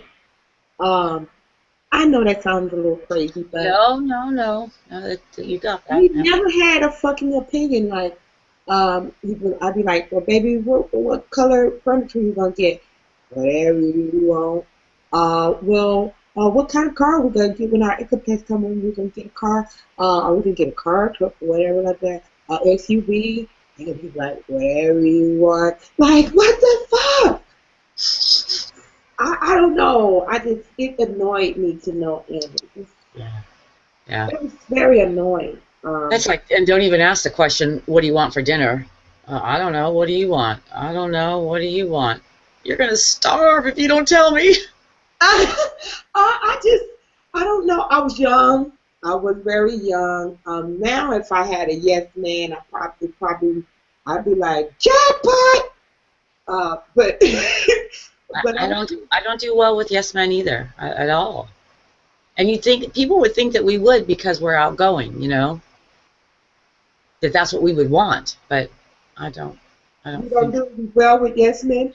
I don't do well with yes men. No, not the same way you know. I don't know that I could do it now, but I don't know. I mean, my first husband, definitely not a yes man, but we were very young, you know, so you don't know anything then. My second husband was not only shy, I guess he was a yes man, but he was like passive aggressive. He'd say yes and then go do whatever he wanted, right? So Oh, that was that. That was that. And my third husband, no, he was not a yes man. He was the boss. And the fourth husband, also the boss. because So you I were looking for that authoritative figure that would kind of take control, but he probably was the what do they did the ones that were the boss were they overly controlling? No, neither were overly controlling or jealous. Number three had an issue where everything that was bright and shiny. He wanted. He was always going in a new direction, right? So he left. He was the only one of the four that left me. I left the other ones, and then he went off to somebody else, got married, had another baby, and now he's calling me again. You know, I should have never left you. Okay, well, I'm sorry about that. You know, but I stay. But the number four is the boss. So much so that he couldn't even,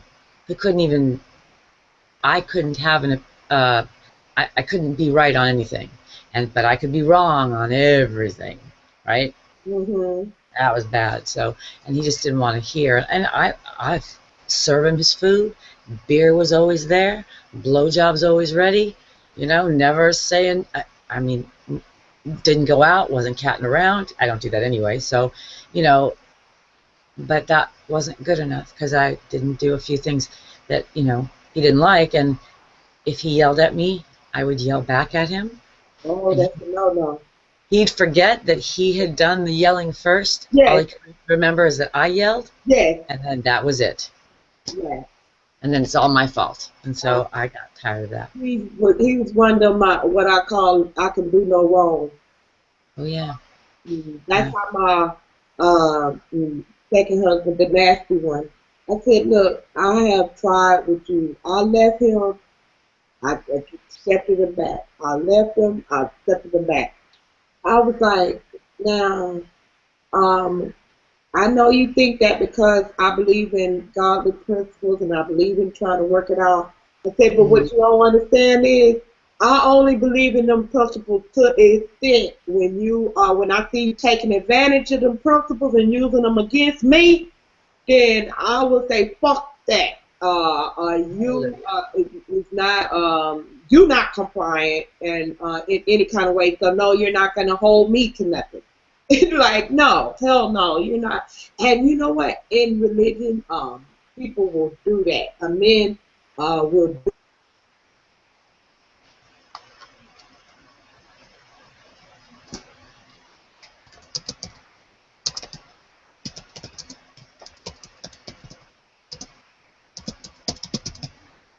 Yeah, that's normal. Sugar, Candy, she loses Oh, you're there. Okay. connection. I thought since I'm the only one without an avatar, I thought it was me. No, it's Candy. It's Candy. It's Oh, normal. It's gonna be okay, you know, in a second. gonna be okay. Thank you, Palm, because I was getting really scared. Yeah, she lives in the mountains or whatever, and this Yeah, happens. that's what she was saying. How you doing, honey? I'm doing good. I'm in the general care now. Good, good. I don't know what's wrong with you, and I don't need to know. But as long as you're doing better, that's all I care about. If you need It was anything and you a write to me, just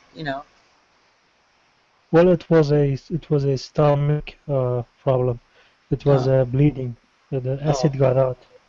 Oh yeah, you know, I had that something like that once. I was in the hospital for it. I'm glad you're on the mend, honey. All right. Thank you. Yeah, he's doing. He's in the almost out stage. That's good. That's good. I thought I was sitting here writing because I've been having computer problems all day. I've been losing power and stuff, so I thought it was me. So if I disappear, it might be more computer problems. Oh, what kind of computer problems you having?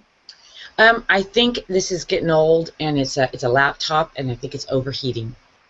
So Oh, I need to get an external hard drive and get everything off of it, and then see if that lightens the load a little bit. But I think it's just going to be time for a new computer. But I gotta move out first because I still live at home in this house. I just am in my own bedroom, you know. So I don't. I need to take care of that. 'Cause I'm still oh, I'm not in the marriage anymore, but still in the house because I had to retire in 2012. The first time I have not had a job. First time, you know, ever. I was always the breadwinner in every marriage, you know. And this time, not so much. It's not easy. oh. So you still live with your ex? Yeah. Well, I mostly live in the bedroom, you know. Of course, he's at work all day, so I've got the house. But once he comes home, you know, yep.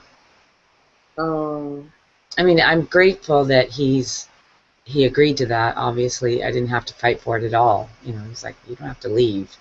You know, I was like, okay. I'm like, why couldn't you be under? Because he would never go to counseling or anything.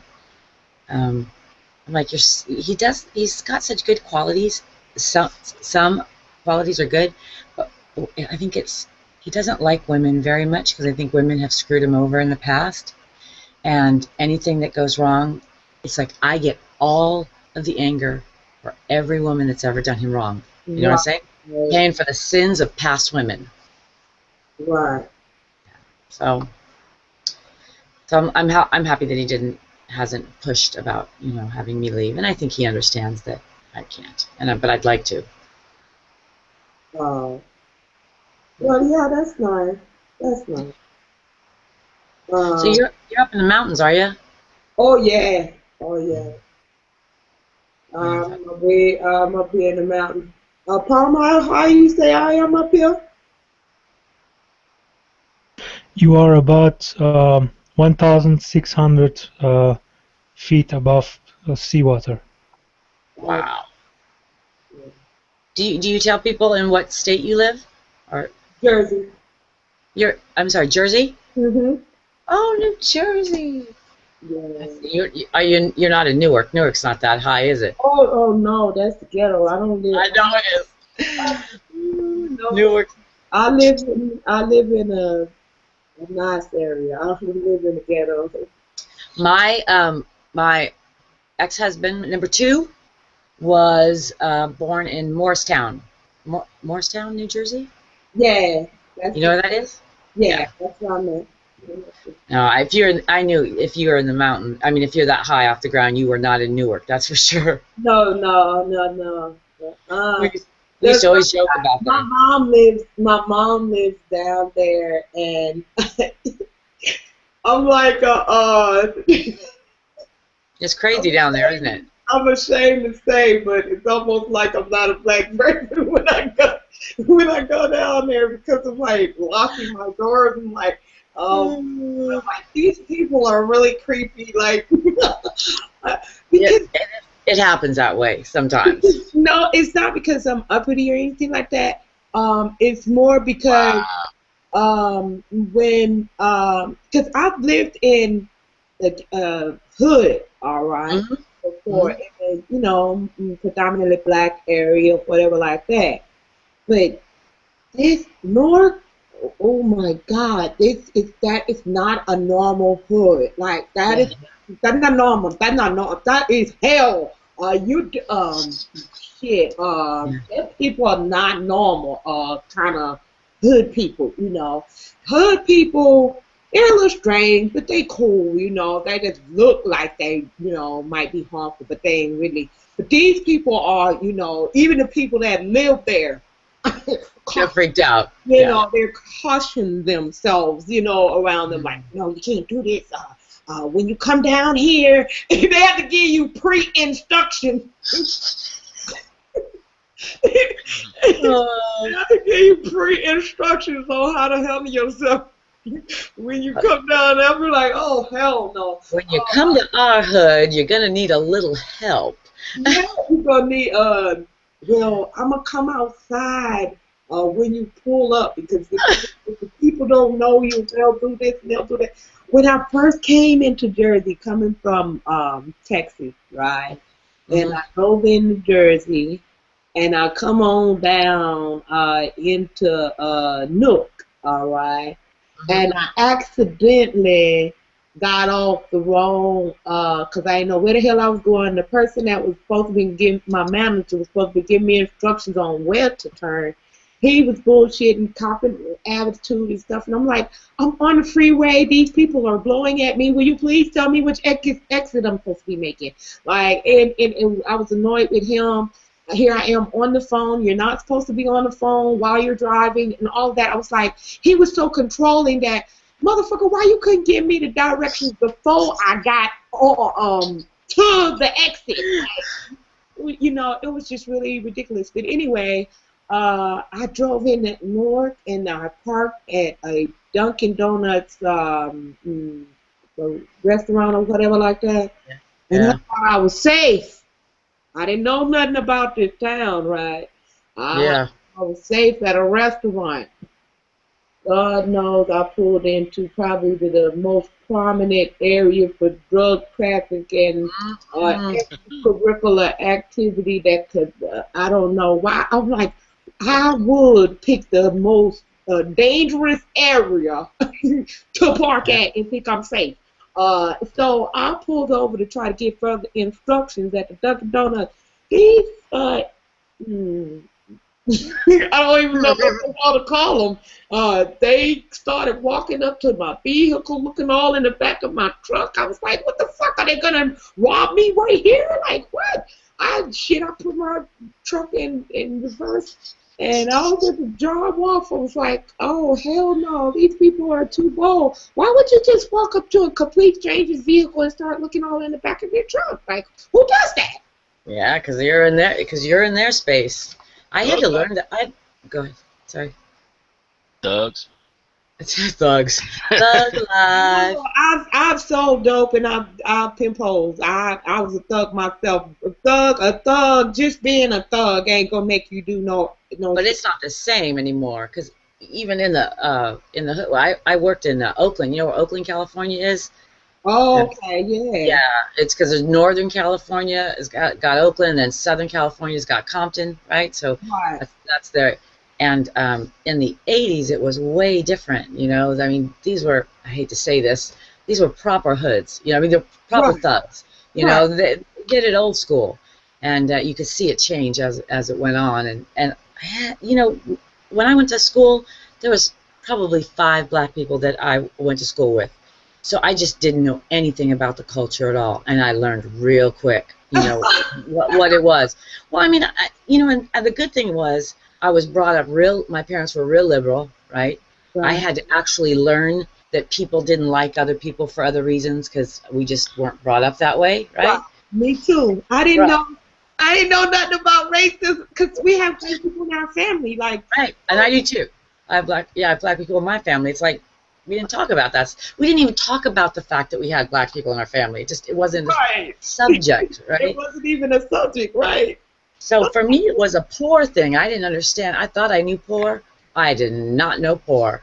Until you walk into the projects, you don't know poor. Right. I've been poor, but I ain't never seen no shit like this in all my days. Good God Almighty. The people, they were like zombies. Well, they got a lot of heroin abuse, for one thing. Yeah. And from what I've seen, heroin is worse than, like, we know, we have crack addicts or whatever like that, and take that. We don't have heroin addicts. We have people that's on meth and crack, but we don't have heroin addicts or whatever like they do here. and vice versa. They don't have as many crack addicts here in Jersey as they do heroin addicts. So, mostly when they say dope heads or whatever like that, they talking about heroin addicts. Yeah. Now, this is on a whole nother level of type of drug addicts. I've never seen this before. I've known crack addicts that still rob, prostitutes, whatever like that. I sold dope. I was there waiting for them when they got through making their money. But this is a whole nother level right here. I mean, and you can see the people, like the darkness in their eyes, or there's just like they're like zombies. It's, Yeah. it was out of a horror movie. I was not really afraid of them, but I was more like, what the fuck? I was shocked. It just You're experiencing something. cautious. Yeah, you feel the danger. That it's not just thugs. You feel the danger. Yeah, this is. I was like, this is dangerous. Whenever somebody can come up to your vehicle like this, and just start looking in your shit like this, like they just gonna take your shit straight off your vehicle with you in it. Most criminals wait till you get out of your vehicle and out of sight, when then they start eyeing out to see what you have of value in your vehicle. But these people were doing it while I was pulling up. Dang. They're getting bold. Yeah. It's I heard there's a place in New Jersey where you can't even stop at the red light. That's Even probably the cops, Newark. That's Newark, baby. even the cops run the red light, and they'll Newark. stop you. They'll stop you and say, "What are you doing? Stopped at this light." Like if you stop at a red light, what are you doing, man? You better keep driving. You up to something, or you better be up to something, because guess what? It's not. I mean, I went to somebody's house, and they got, okay. The thing about Newark is one of their biggest cities here. Mhm. Yeah. So they have the poor side. I didn't know that they have a poor side of Newark, and There's a force. Okay. and Know then that. they have, the poor ghetto kind of downtown area. But then they have kind of a over the tracks type of thing, like more middle class people, and on the other side. So it's divided as far as classes of people, whatever. Yeah. So I would get like invites to different parties and events and stuff like that. When I see Newark as the location, I'm like, I ain't coming. I ain't gonna get me down there and rob me. I try to hold me up, you know what I mean? Yeah. I gotta tell you, they want to take care of racism. That's what you do. You take white folks and you take them to the ghetto and you make them stay there for a good long time. And see how the other half lives. And I'll tell you what, you're either gonna lose your ass or you're gonna learn some frickin' respect. That was my favorite thing, when every once in a while somebody that you didn't know, they get all on your face and go, "You don't like me because I'm black." I'm like, "Oh yeah, because I just spend my days all day long serving your community, just loving every bit of these people." And she wants to try that. I said, stick around long enough, you will see. That ain't me. I'm not that girl. Well, you gotta understand, just like people that all races take chances when they raised to think that black people are bad people. On the opposite side of that scale, some people, you'll be surprised, there's some people that ain't never experienced a racist experience ever a day in their life, but they were taught that white people so they was just told that. They ain't never had a racist. I had somebody admit that they had never experienced any type of racist personal, where they knew that it was racism being expressed towards them. Never had an experience, not one time. So I'm like, well, what is your damn problem? Like, It said, like, what the fuck? But that's what it was. They were taught. They were taught that all white people were this way. So it's just, if you teach your kids bad things, Yeah. Yeah. that's the result. I was in a hangout yesterday, I think it was, and it was about, I didn't know what the subject was going to be about. Someone called and said, "Hey, we want you to come in." I said, "Okay." The subject happened to be about cops being abusive and killing and beating up people as they do, and it was specifically black people. And I sat and listened for a good long time. I listened to everybody speak before I said anything because they were all just, all cops are bad and blah, blah, blah. And I had a little different story, but still I agreed with what was going on. Yes, there are bad cops, and yes, they do. I said, but the bad cops that I knew working, in that environment, the bad ones didn't care what color you were. They just were shitty to everybody. The ones that they're doing that, because I've seen black cops be racist. I've seen Asian cops be racist. You know what I mean? The good cops, the good cops. Now there's a phenomenon that goes on that says people go, this is happening way too much. In reality, it seems to be happening less statistically, but now everybody's got camcorders, right? Yeah. And they can't sweep what little they have, they can't sweep under the rugs.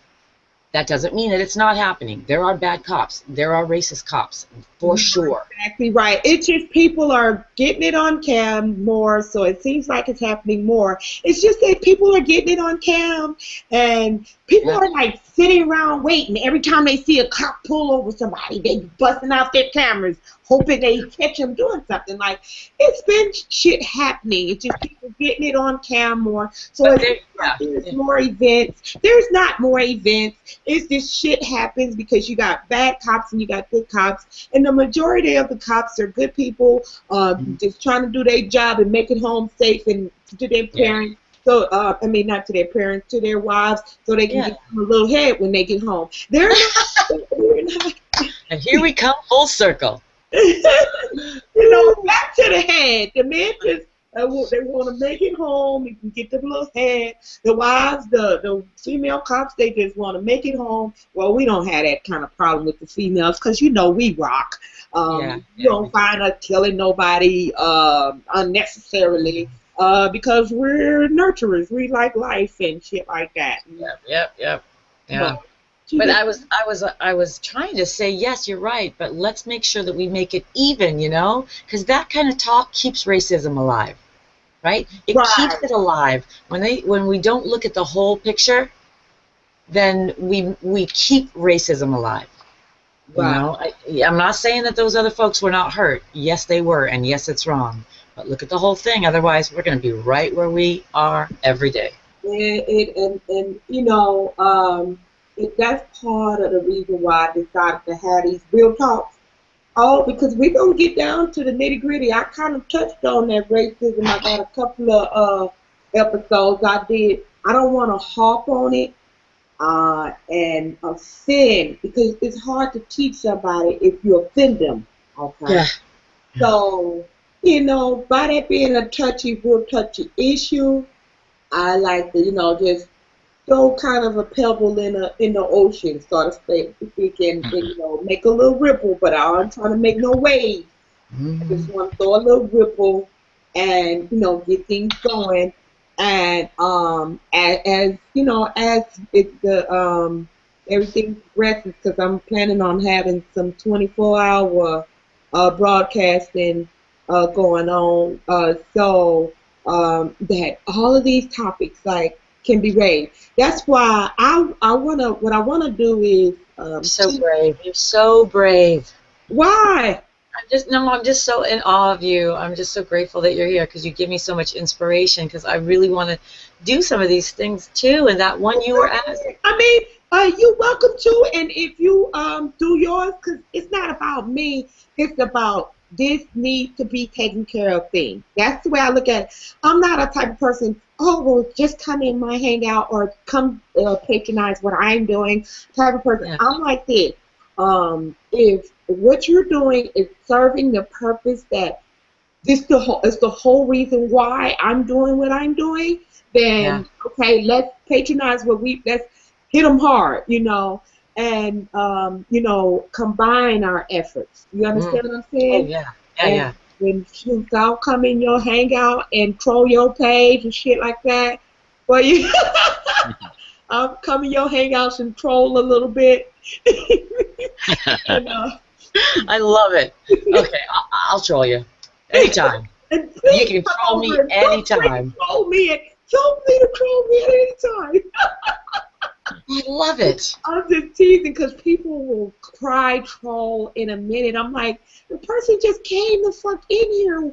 Why are you accusing them of being a troll? And they just came in the room. Jello Shots was trolling you the other night, remember?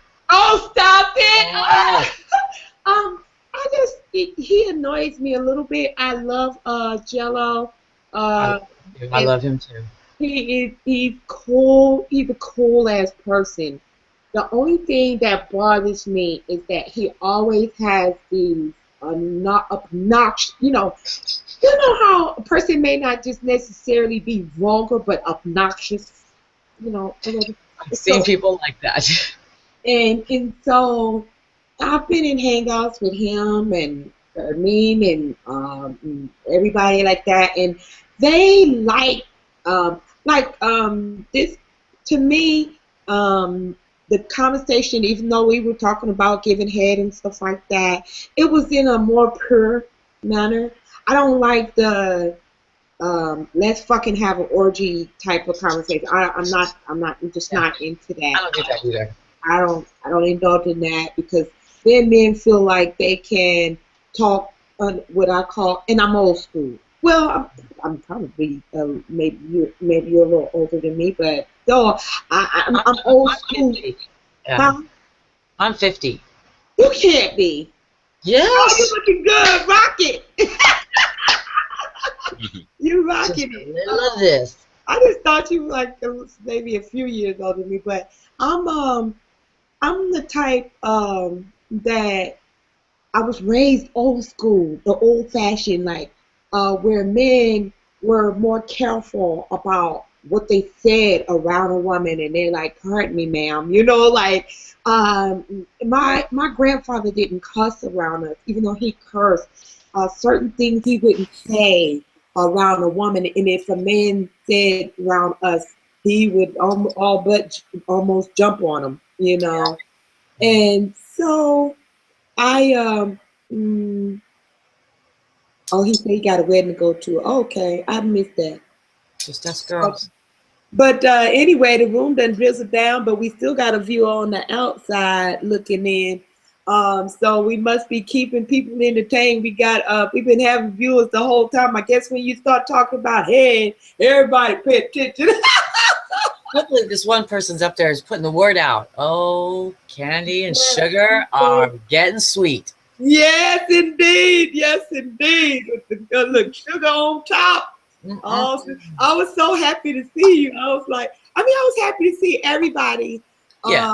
But it was like, oh, suck it now, sugar in the house. It's so funny that you said that because the other day somebody said something and I typed to them. I said, oh, suck it now. And I was hoping that they knew what I meant because, not everybody knows that lingo. Yikes. But come back and if you can think of any topics, like specific issues related to the topic that maybe is not. I really want to touch on the things like we did today about women learning how or knowing how, because we don't have no divas no more. Oh, I know. We don't really have no female examples to show the young ladies and tell them how to handle relationships and such. And a lot of the women are with this feminist bullshit, or either I'm sorry if you believe in feminist. No, what I didn't actually hear what you said. I was saying a lot of the women are so involved in the feminist movement. Oh no, not me. no, no. I mean, I like to be treated like an equal as far as money and stuff goes. But a man is a man and a woman is a woman, and I expect to be treated well by that man. But Right. yeah, no, I'm not an ultra feminist. But most people think that I am because I'm loud and I'm out there and stuff. But I'm not at all. As a matter of fact, you don't even want to mention Gloria Steinem's name around me. I do not want to hear about that woman. But because of the feminist movement that women don't realize, it's one thing to fight for your right to be considered as equal, but then at the same time, if you're fighting for too much equality, then what you're going to do is you're going to put yourself in a predicament where the men don't feel like they used to feel like they had to respect us. Okay. Yeah, some did. Yeah. Yeah. So now with this so-called feminist movement, I hear men saying, "Oh, we don't have to open doors for y'all no more. Don't y'all want to have equal rights? Y'all want to be treated equal? Well, we don't have to open doors anymore." No, you just gave me a good idea. What?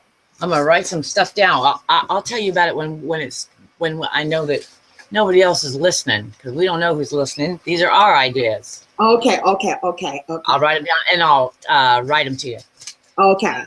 Yeah, that keep going with that, because I'll put this down for us. Okay. Good idea. You can do this one, because I was just thinking about this too, and not only that, somebody has to raise the babies. Somebody has to raise the babies. Yes. Yes. And this is where feminism kind of failed us.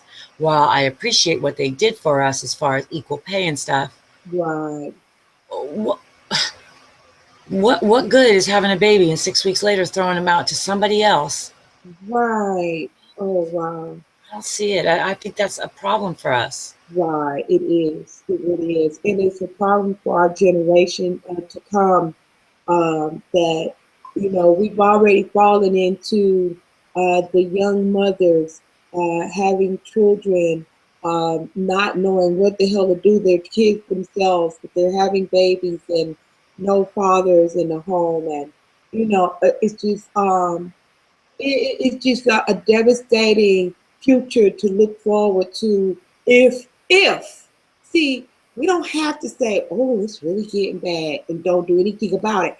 We can, like I said, even if we throw a small rock in a pebble in the ocean, it's still gonna make a ripple, And so we can make some moves, and hopefully people will catch on, and we can, it don't take but a small spark to start a fire, I agree. And every time somebody would tell me, what do you think you're gonna do there on Google? You think you're gonna change things? And I think to myself, I go, yeah, it just might change something. Yes. You better be afraid. Oh, sugar. I mean, I don't know. I don't know when people say stuff like that. Do they know that they're discouraging you? Do they really feel like only the people born into privilege or whatever, or only the rich or the super educated are smart enough to make change? I don't think so, because all these people wouldn't be here on Google because whether they'll admit it or not, they want to be the point of change as well. Right. Yeah. Right. That's so true. And the awesome thing, what I love about Google, somebody was complaining about Google and this and that. I was saying, oh no, if it wasn't for Google, we wouldn't be able to have this platform to be able to broadcast live. This is broadcasting all over the world for free. I mean, how would you complain about that? I mean, how do you know that even if it's just one or two people, those one or two people, they may need to hear your message that day. Right. I mean, people say it all the time, if I could just change the life of one person, or if I could just have an effect on one person. Yes, because sometimes people think that if you're not doing something in a massive way, that it's not important. Yes. But you could actually affect change in one young lady's life if she grow up to be a great leader, like Oprah Winfrey or somebody. Oprah Winfrey is such an awesome woman. I love her. What she's come through, what she's been through. You are exactly right. And she was a very wealthy woman, very prominent and respected. I love everything about her. I love everything about her. And she used her wealth for good. Unlike what people think about, all wealthy people don't care and all wealthy people are, you know how they have the stigma. That's Yeah. what I admire about Oprah. She put so many people through college and helped so many people. And even the stuff she did on camera is nothing in comparison to what she's done off camera. Yeah. Because it was just in her heart to do. You know what I mean? Yeah. And well, who else? I love Hillary. I don't know. I'm not into politics, but if there's something about Hillary Clinton, I dig her. You like Hillary, huh? Yeah. And here's for you and me, I tell you, are you there? Are you there, honey? Oh, yeah. Oh, okay, because you're frozen up on mine. I don't know a ton about politics, but I'm just learning. And even if you and I have a difference of opinion, I'm good with that. We're okay. You know what I mean? Right. I don't have to battle out everything. You're allowed to feel what you want, and you're allowed to believe what you want. Right? I really believe that. Right. Girl, I don't like Hillary Clinton at all, but if you'd like her, you go for it. Why you don't like her? Yeah, from the books I've read about her, she's not very nice to people. She's got a mouth on her in a bad way, and she's done some things that weren't great. But again, it's only what I've read. It could be wrong, and I don't ever try to change anybody's mind. That's for sure. I'm not on that because I don't know enough. Okay, tell me something because if you hear, if you didn't know me, okay, and you heard about me from somebody that was pissed off at something I said to them, or maybe I got on their ass and they didn't like it. I know where you're going. And you, of course, even though I might have fed their whole family and and did a lot of awesome things for them because I've experienced it where I have done nothing but help a person. But as soon as I get on their ass about one thing, then they turn on you. They turn on me, you know, and it's like, do you? And then it's not that I've done them any harm. I'm, I might be rebuking them in love, like, no, this is, what you're doing is wrong, or whatever like that. And it's not to tear them down. It's still, even my rebuke is in love. So it's like, but people, if you don't do everything right, okay. There's some people where I've never even gotten on their ass and they have turned on me just because they said, oh, you think you're perfect. And it is like, no, I don't think I'm perfect. You think I'm perfect. Like, it's just, they deflect or whatever you call it. Yeah. Project or whatever their insecurities are, they project them off on other people. All right. Yeah. Because my husband was like that. The more I tried to build him up and stroke him, the more he would say and do things to tear me down. Okay, but so what reason why I said all that prerequisite conversation is, who were the books written by? What was their agenda? Oh, it was the Secret Service. The Secret Service that used to deal with them, this particular book. And they had several issues with the way they were talked to. They were called dogs and, treated badly. And I guess they taught Chelsea to be like that as well. And that they would answer that when they would come to the house to change guard or, whatever their duties were, they were treated with nothing but disrespect. And now, of course, you exactly could be right that these people could have an axe to grind. And so I do my best to learn what I can. And that's why I'm saying I don't know much, but I only know what I've come. Now I got another issue with her. And it's kind of about when her husband was her husband was the president. And, I honestly, this is probably not popular. I honestly don't care that Bill Clinton got a blowjob from that young lady. Not that it's right, but he is the president of the United States, and for us to think that men in that position don't do that once in a while, I think I can't worry about such things, even though I know it's wrong in marriage and all that stuff. Right. With that being said, I don't know that. I think I would have taken one position or the other. I think I would have stood up and either said, y'all, this man's a president of the United States. If he wants to get a blowjob, it's from another woman. It's between me and him. So just, knock off all the craziness, because remember, it was crazy back then when, right. yeah. So I think I would have taken a stance like that, or I would have said, that's wrong. You don't do that. I'm leaving. I think I would have taken more of a stance, and I felt like, because I think that really damaged our country a lot. I was in Europe at the time, and they were laughing at us. The rest of the world was laughing at us. We were just, the rest of the world still laughs at us because they think we're so stupid. But that's neither here nor there. But I wondered if that was an issue. How can godless nations laugh at a nation that was built on God? I mean, I know you're. No. Go ahead. I'm with you. Don't worry. I won't ever get offended. I really won't. But I'm proud of our country. I am very proud of our country. We have our faults, and we do some ugly things. It's just like family. You have family members that do fucked up shit. Okay. That's exactly how I feel. Go ahead. But hell, the only reason he was that happened, that it was exposed, was because somebody else he pissed the wrong person off, because they hide these type of things among all the presidencies. Oh yeah.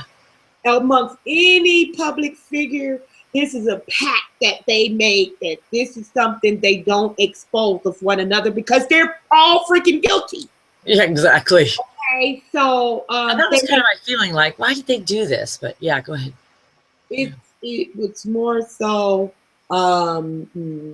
She was paid to do this here, and what people don't understand was the whole issue about her being exposed with her. She was paid to do so. They in all actuality, that our government mental offices, those people are gangsters, like real gangsters, not like in good down here. No, these are real gangsters that'll have you killed. So do you really think she would have been dumb enough to put her life in danger to snitch on the president? And because trust me, her life, if that wasn't something that was in agreement with their whole plan, because see, what happens is people don't know, just like with the racial issue, and we're going to get into this. I might not be able to get into it too hard because I don't want any repercussions or like that. Don't worry about it. But even with the racial issue, people didn't know they was releasing the verdict for the Eric Gardner case the same night, and this is why it was released at 9 something. Who releases a verdict at 9 something at night? Okay, I'll just let that marinate. We'll let it, yeah.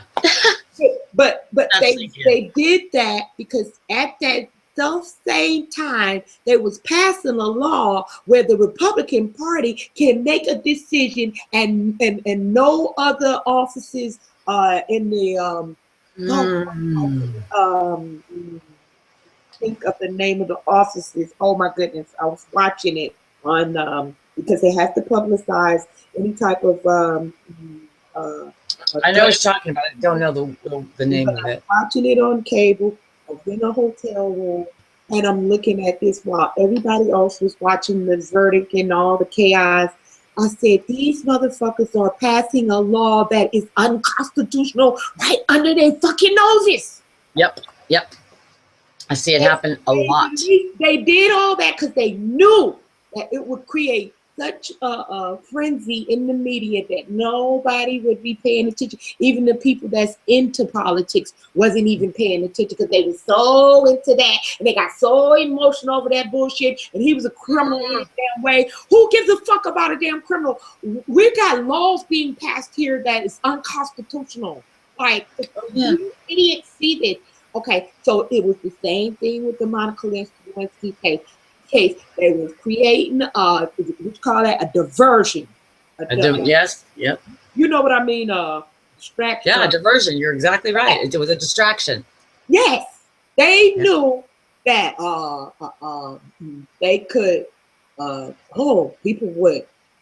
Oh yeah, they'll really be caught up in this. So now we can pass laws, and if or either if they want to pass a law that they know ain't right, or either they want to shut one down that that they know ain't right. You know, like somebody try to pass a bill and they you know, hammer down on it and don't let it go through. So people won't pay no attention because they so involved in mess, something that don't even matter. What the fuck? He's the president. He need to release some stress. He need to have a line of bunch of bitches lined up at the motherfucking White House door giving the man head. He's the fucking president. I know. I know. I feel the same. I mean, he ought to get presidential head on a daily basis. All right. And so that's just some bullshit. Okay, that's all it was. That's why he was so cool and smart about it. She had no reason. She had no reason to put up a fuss. She knew what was going on. I agree. I agree with that. See, that's the thing. I agree. And I then you know what? I think that could have been it. When she would have said, look, it's between me and my husband. You stay out of it. You know, but he can't do that as a political stance. See, it's a political stance. It would make her look politically incorrect. I know. Be okay with an immoral act. See, a lot of the politically correct stuff, there's a catch-22 to it. It's got a religious slant to it as well, don't you think? That too. And so because it's got all these different angles and facets to it, and people think it's black and white, us the common people, we think it's black and white, but it is not. You know, when I say black and white, like either choose this or choose that, it is not that simple at all. I mean, even down to the tie, the color of the tie they wear determines if somebody will vote for them. There's a good documentary on YouTube. It's called, I think it's called Body Language or something like. It's on the history of body language, and it talks about the presidents and how they, what they wear and everything, and when they start getting stylists and all that stuff. And you heard about did you see this documentary? You know what I'm talking about? No, but I am very familiar with what they call it, unwritten language. Yes, me too. That's funny. Yeah. It means a lot, and I had a lot of trouble here when I first got to Google Plus because don't tell nobody. Look, we live, and I'm talking about don't tell nobody, but don't tell nobody. But that's why I wear white. Oh, very interesting. Very interesting. Yeah, with everybody with their avatars down, you know, I felt like I was blind for a while. You know, because I really depended on body language and little micro expressions that I was really good at, you know, and sometimes I can't read those, but I feel like it's starting to go over into speech. I'm starting to hear the nuances in speech that go along with it. And every once in a while I go, that didn't sound right. And so far, you know, it happens. Yeah. I remember that. Yes, indeed. You can learn so much from this platform. This is just so awesome. It really is. I noticed how people flock. When I first started having my hangouts, people were like, who is this lady? But they was curious. And, you know, nobody wants to be the first one to come in. So they hoping that somebody that's wild and crazy enough to be able to go in there and see what she say. You know, they're like standing on the outside. And they don't know, I can see you watching the video because Google showed me that such and such people is viewing the video. Oh, so you can't see more than just the number, right? No, you can see the number. Yeah, because I just did that. The one you were in was just my first one, and I haven't learned all the way it works. And I could see, I think we only had 2, but apparently I put mine out wrong, so it wasn't showing live. So only the people that I sent the thing to, it wasn't showing. It was live, but it wasn't something. Somebody said that I didn't promote it right. I didn't push a button right. So there was only two whole people. There's 2 whole more people than I thought were going to watch it. So I was happy. Happy. Let me tell you something, because you don't. It's not in time counting. It's not in time. How do you say? Real time? In real time? Real time. Thank you, babe. It's actually delayed. All right. So just like right now, it's showing 0 viewers. Okay, but it's been fluctuating from 0 viewers, from 1 viewer, 2 viewers, 5 viewers, 7 viewers. It's been like fluctuating back and forth. Yeah. And I have one time I've seen been in a hangout, and the whole time it said 0 viewers. But when I went outside of the hangout and I was checking out to see, what the footage was like, because I like to see, critiquing myself. I'd be like, oh, I did this too much, or I said that, I could have said that. I can't watch anything of mine. You're so good. Huh? I said, I can't watch anything of mine. You're so good. You're just inspiring me, because I can't watch myself. Wow. I started to watch mine, and you and I were talking, and I was like, no, and I had to turn it off, and I'm gonna keep trying to watch it. I got my issues. Well, what is it that you don't? I don't know. I think that I don't. The funny thing is, I don't feel self-confident. I mean, I don't feel not confident. You know what I mean? I don't feel that way. I feel confident. I feel happy. I don't think bad thoughts about myself. But I think maybe I'm not used to that. At 50 years old, I'm not used to watching myself. And, I used to be real big. I used to be 300 pounds for the longest time. And so 75, go girl. So I used to, I didn't take pictures of myself for a long time, but I still didn't dislike myself. I didn't want to be reminded. Right. And I don't know, maybe it's a hangover from that. I'm trying not to get too hung up on it, because I don't want to, you know what I mean? I don't want to get too crazy about it. But I'm getting there. I'm going to watch a little bit more again. But I noticed that a lot more people watched it.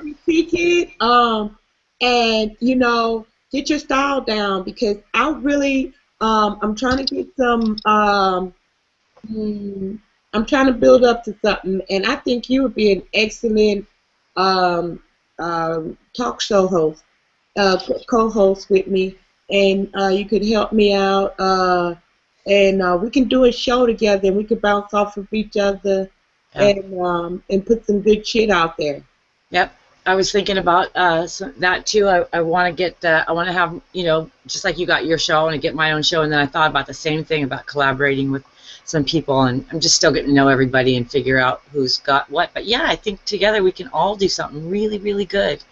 No, I'm talking about I'm talking about beyond Google. Yeah, I'm talking about real TV, cable. I can do cable access. Oh yeah, I can do cable access. Sure. I gave it a long time, didn't I? Yeah, no. Hey there, honey. How are you? Good. How are you? Good. Have we talked before? Have I met you? Me? Yeah. You. Yes. You and I talked one day. You were sitting out on a table. You had just come out, and yeah, and I had told you, or you told me that you were you were doing a show, and what we're talking. It was like a few days before you and Roy did your thing. Yeah, that was a good show.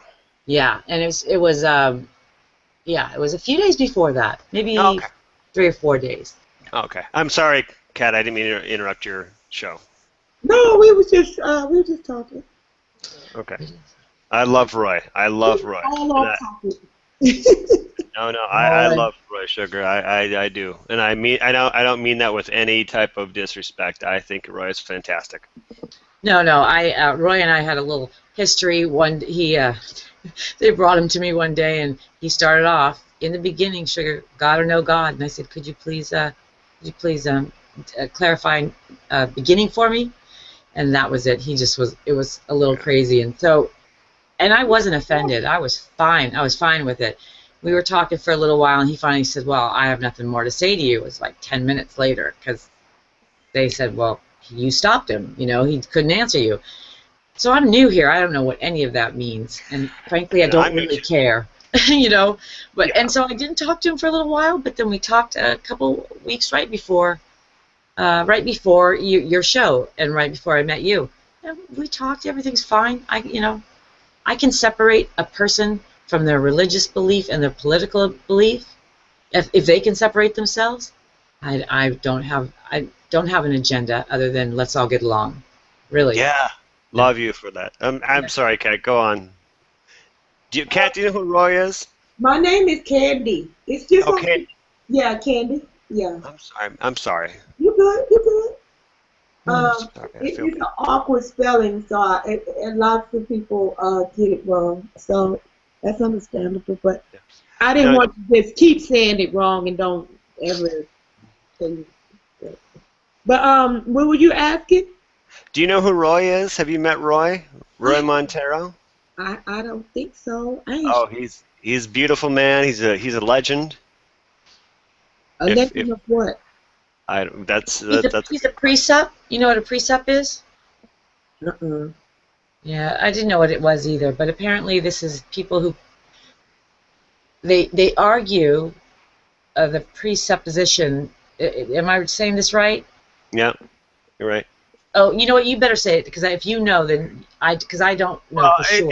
It's a precept. How can you say that? It doesn't roll off the tongue for me. Yeah, presupposition. I'm here. No.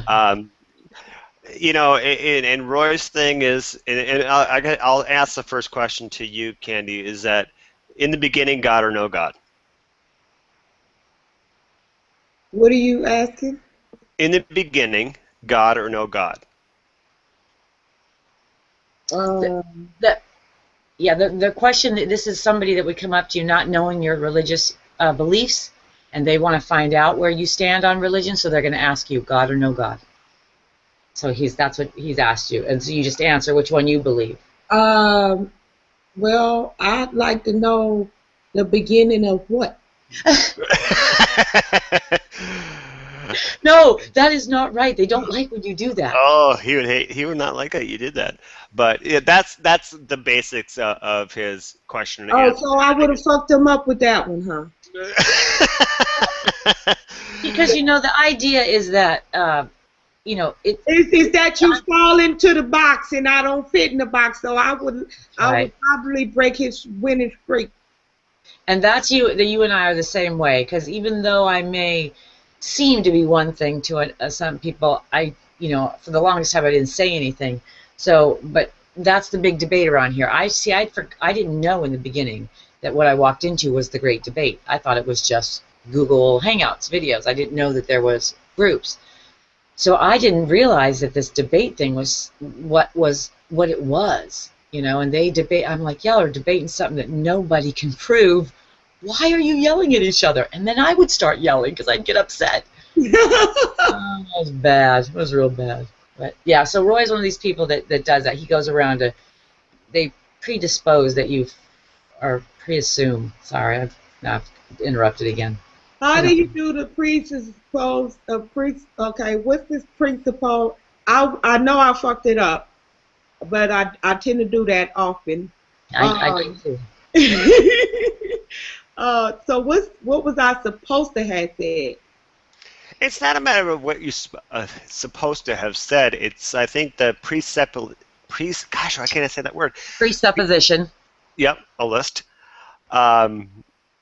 It's more of a trap, I think. Am I right, Sugar? Well, I mean, I think they would not classify it as a trap. I don't think if that's what It's they a mean. chess match. Well, I think it is a technique that is used That I to. checkmated on that first round. Yeah, you beat them on the first round, but I think the technique is supposed to be used in order to. It's almost like witnessing. I think it's like witnessing. If they can get you down the path that says that God exists, then they get to preach to you. I think that's how it is. That's exactly how it is, and it's the minute that you claim victory in the first question, then they'll be all over you and they'll start yelling at you, and it's really unfair. It's unfair, but I liked Roy. Roy's a good guy, but we're all here and we all care and care for each other at the end of the day. And I hate the term "end of the day," but that's what it is. Right. Yeah. Yeah, I think it has a purpose somewhere. Whether it's used here in the proper way, I don't know. I couldn't say, Candy, can I ask you a question quick, if not to get off topic, and excuse me for doing so? We have been off topic for a couple of hours. You good? We did the topic. We talked about giving plenty of head and stuff like that. Sugar wasn't in that conversation. That was a different conversation. Yes, I was. Oh, were you okay? You came in and lit the boat up. I'm telling you. Okay. How long have you been doing this, Candy? Are you pretty new? Yeah. Okay, because I saw that when J.D. King came on your show. She's been here before, though. Oh, she has. Okay. Okay. But I didn't do when I was here before though. I didn't get in debate. I would just people just became very intrigued about my beliefs because I believe so differently than everybody. But they just kind of grew a certain level of respect for me, but I never was involved in any other debate. Okay, gotcha. And Sugar, you're about to log off, weren't you, until I joined in? I wasn't, no. Oh, okay. Unless I don't know if she's done. If she's done for the night, because she's been doing this since I think 1 o'clock, haven't you? Yeah. Yeah. So I mean, I'll go anytime. I wasn't finna get through, but why were you asking? What's your name? Scott. I mean, what was you gonna say? Well, my name is Scott, and no, I was just asking, how long have you been doing this for? Because I'm relatively new since, gosh, I mean, our show if I may say, our show first aired in February. I just been doing Google Hangouts since about March. So. Oh, yeah, it's been like 8 weeks for me, and I just did my first show the other night. Yeah, I don't know how to even do a live hangout. I have to ask permission from the other two co-hosts to do that. So. Well, we'll learn it. There's a place for us new people. I mean, I look around and I see all the established folks, and then now we're hearing a lot about these people that they want so and so to come back, or I don't know if you've seen the videos where they want you to.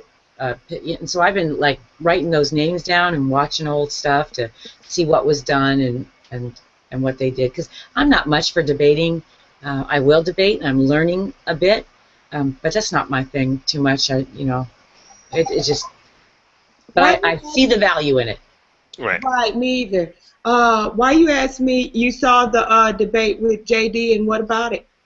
Oh, there's no what about it. It was just more of a conversation that you had with him. That's where I got turned on to you, because I'm connected with not connected, but I mean he's in my circle, so that's where I saw you for the first time. So I'm like, wow, who's this? And so I'm like, you see me tear that ass up, and he got so mad he sicked his daughter on me. No. You see, I made him so mad he sucked it. I didn't see that, but I gotta find that video. Yeah, watch while you're there. Did you watch her with G-Man and Veckel the other day? No. Oh. Don't get me started on G-Man, because I'll get mad. So G-Man, he's even though he uses his avatar a lot of the times, he was in Nadia's room, right? Yeah. I swear I could see his face going like, what the hell is going on? And I could just see Veckel. You could hear it in Veckel's voice, like, I know I need to respect this woman. He was like, he was almost like wanting to double dutch in, you know. He's trying Yeah. to jump in, but he knew he needed to stay respectful, and what was going on outside of that hangout was incredible. People are typing, yeah, I love this black woman, and just going crazy. It was awesome. I don't know what I walked into, Scott, but I'm just an innocent bystander. I was presupposed to be a contender. Yeah. G-Man blocked me, Contender. so I'm Yeah. one of the people who have been blocked by G-Man at this point. Oh, See, I didn't even engage him because he couldn't go up against me, so I don't even engage him. Yeah, I went. Well, the reason I went off on G-Man is because he had some derogatory things to say about one of my co-hosts for being gay, Oh, and yeah. I took offense to that, and I went absolutely ballistic on him. Yeah. oh, that's why you thought that's what I was going to say, something like No, sweetheart, no. You presuppose. I did not. Don't judge me. Don't judge Yes. me. He's not a precept. Yeah, No. he's not a precept. You presupposed it. No, I'm one of those people actually that hate the term atheist. Yeah, you know what? I'm not real fond of it myself. Yeah, Really. I was just in St. Tommy's hangout. I'm sure you know who St. Tommy is. Yep. Really good guy. And I got in a little bit of an argument with another non-believer because he didn't like the fact that I hated the term atheist because it puts us in a box.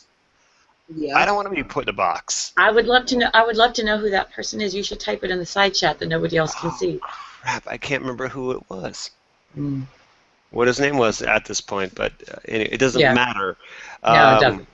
You know, we're all here. You know, I want to get along with everybody. Yeah. You I can't. agree. Why can't we? That's fantasy land. You're not going to get along with everybody. I know that. I know that, but why do we have to hate each other because of you? You know, I like this music and you like this music. Okay, why do we have to hate each other? Right. Good. I think if I told you the truth of what it was, since this is live, it'd be all over but the crying. I'd be a dead woman walking. I don't know that you know. I don't know that. You know, I came in the same reason, the same thing, and I'm like, why does it have to be this way? Because I came in, I was going to change the world, right? Mhm. I mean, it didn't matter if we just got the ball rolling. There had to be a way. Because are you in the United States? Yeah, I'm in Minneapolis. Okay, so I am too. So I think You're in Minneapolis too? No, I'm sorry. I'm in the United States as Oh, I well. was gonna say, I'm in Oh, I'd California. love to high five you, like Yeah, going on right. the freeway. I'll meet you at the Mall of America. I go there every day. Actually, I go on my walks. So So I came in saying, you know, there is no reason why we can't live in a country that has freedom of religion. Why it is that we all have to be at odds? Why can't we all just get along? Why can't the Christians just say, look, we're Christians, and the LGBT can say, we'll go give our money to someplace else, and they won't, you know, if you can't see eye to eye, right? If you can't see eye to eye, just be polite and go someplace else. You don't have to challenge somebody's beliefs.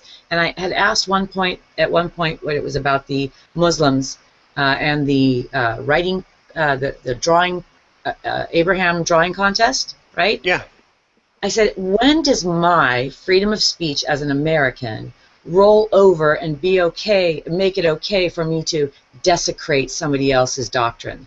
Because while I do believe I have the right to draw that Muhammad if I want, why do I all of a sudden care? Just because you told me I can't? Or just because you're a different religion and I'm threatened by it? I could not understand why anybody wants to desecrate somebody else's. And I'm not a theist at all. You'd think I would be the one to say, hey, no, we don't need any of that religion. I don't care. Just be nice. yeah. It's funny. You know, you make a good point. It's, you know, a lot of non-believers look at those Christians feeding the homeless. Yeah. Why can't it be?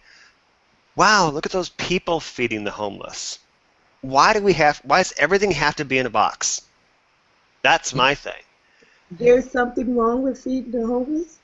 No, but people will add the Christian No. to it.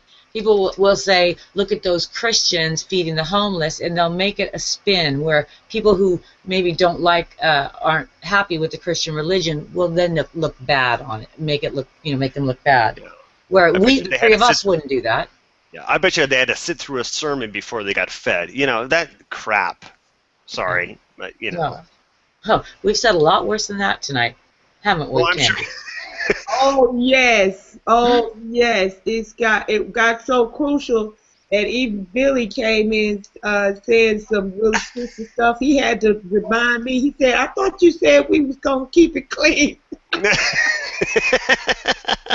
said, "You got on me about putting my dick in mashed potatoes or something." Yeah, what was that about? No. Can you give me the recipe for that? How much should I heap at the potato?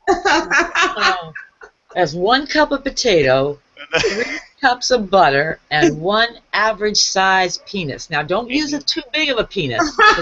You microwave it, egg. We got extra viewers since you started talking about that sugar. Try that later. Somebody done tuned it in. My wife's gonna come home and she'll be like, "What happened to the potatoes? There's I'll put my dick in it. There's salt in here." Oh my gosh, I won. Oh no. The 3 of us are in trouble. Somebody's going to find this. Uh-huh. Oh, Christ, this is live. Oh yeah. Yeah, and people That's all right. in. They just tuned in too. You know what? I dare them. I dare them to mock us because we want to be friendly and we're human. I dare them. They'll say what they want. Look at want to fight. Look at it.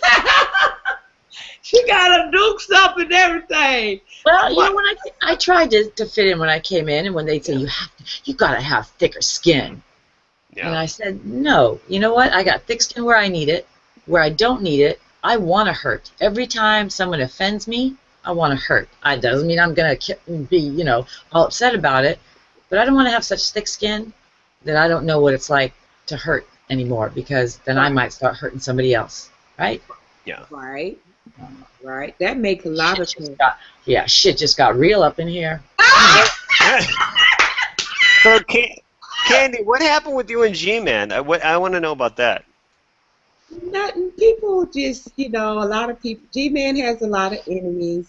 He's that guy that people love to hate, so to speak, and a lot of people on the opposite end have a lot of respect for me.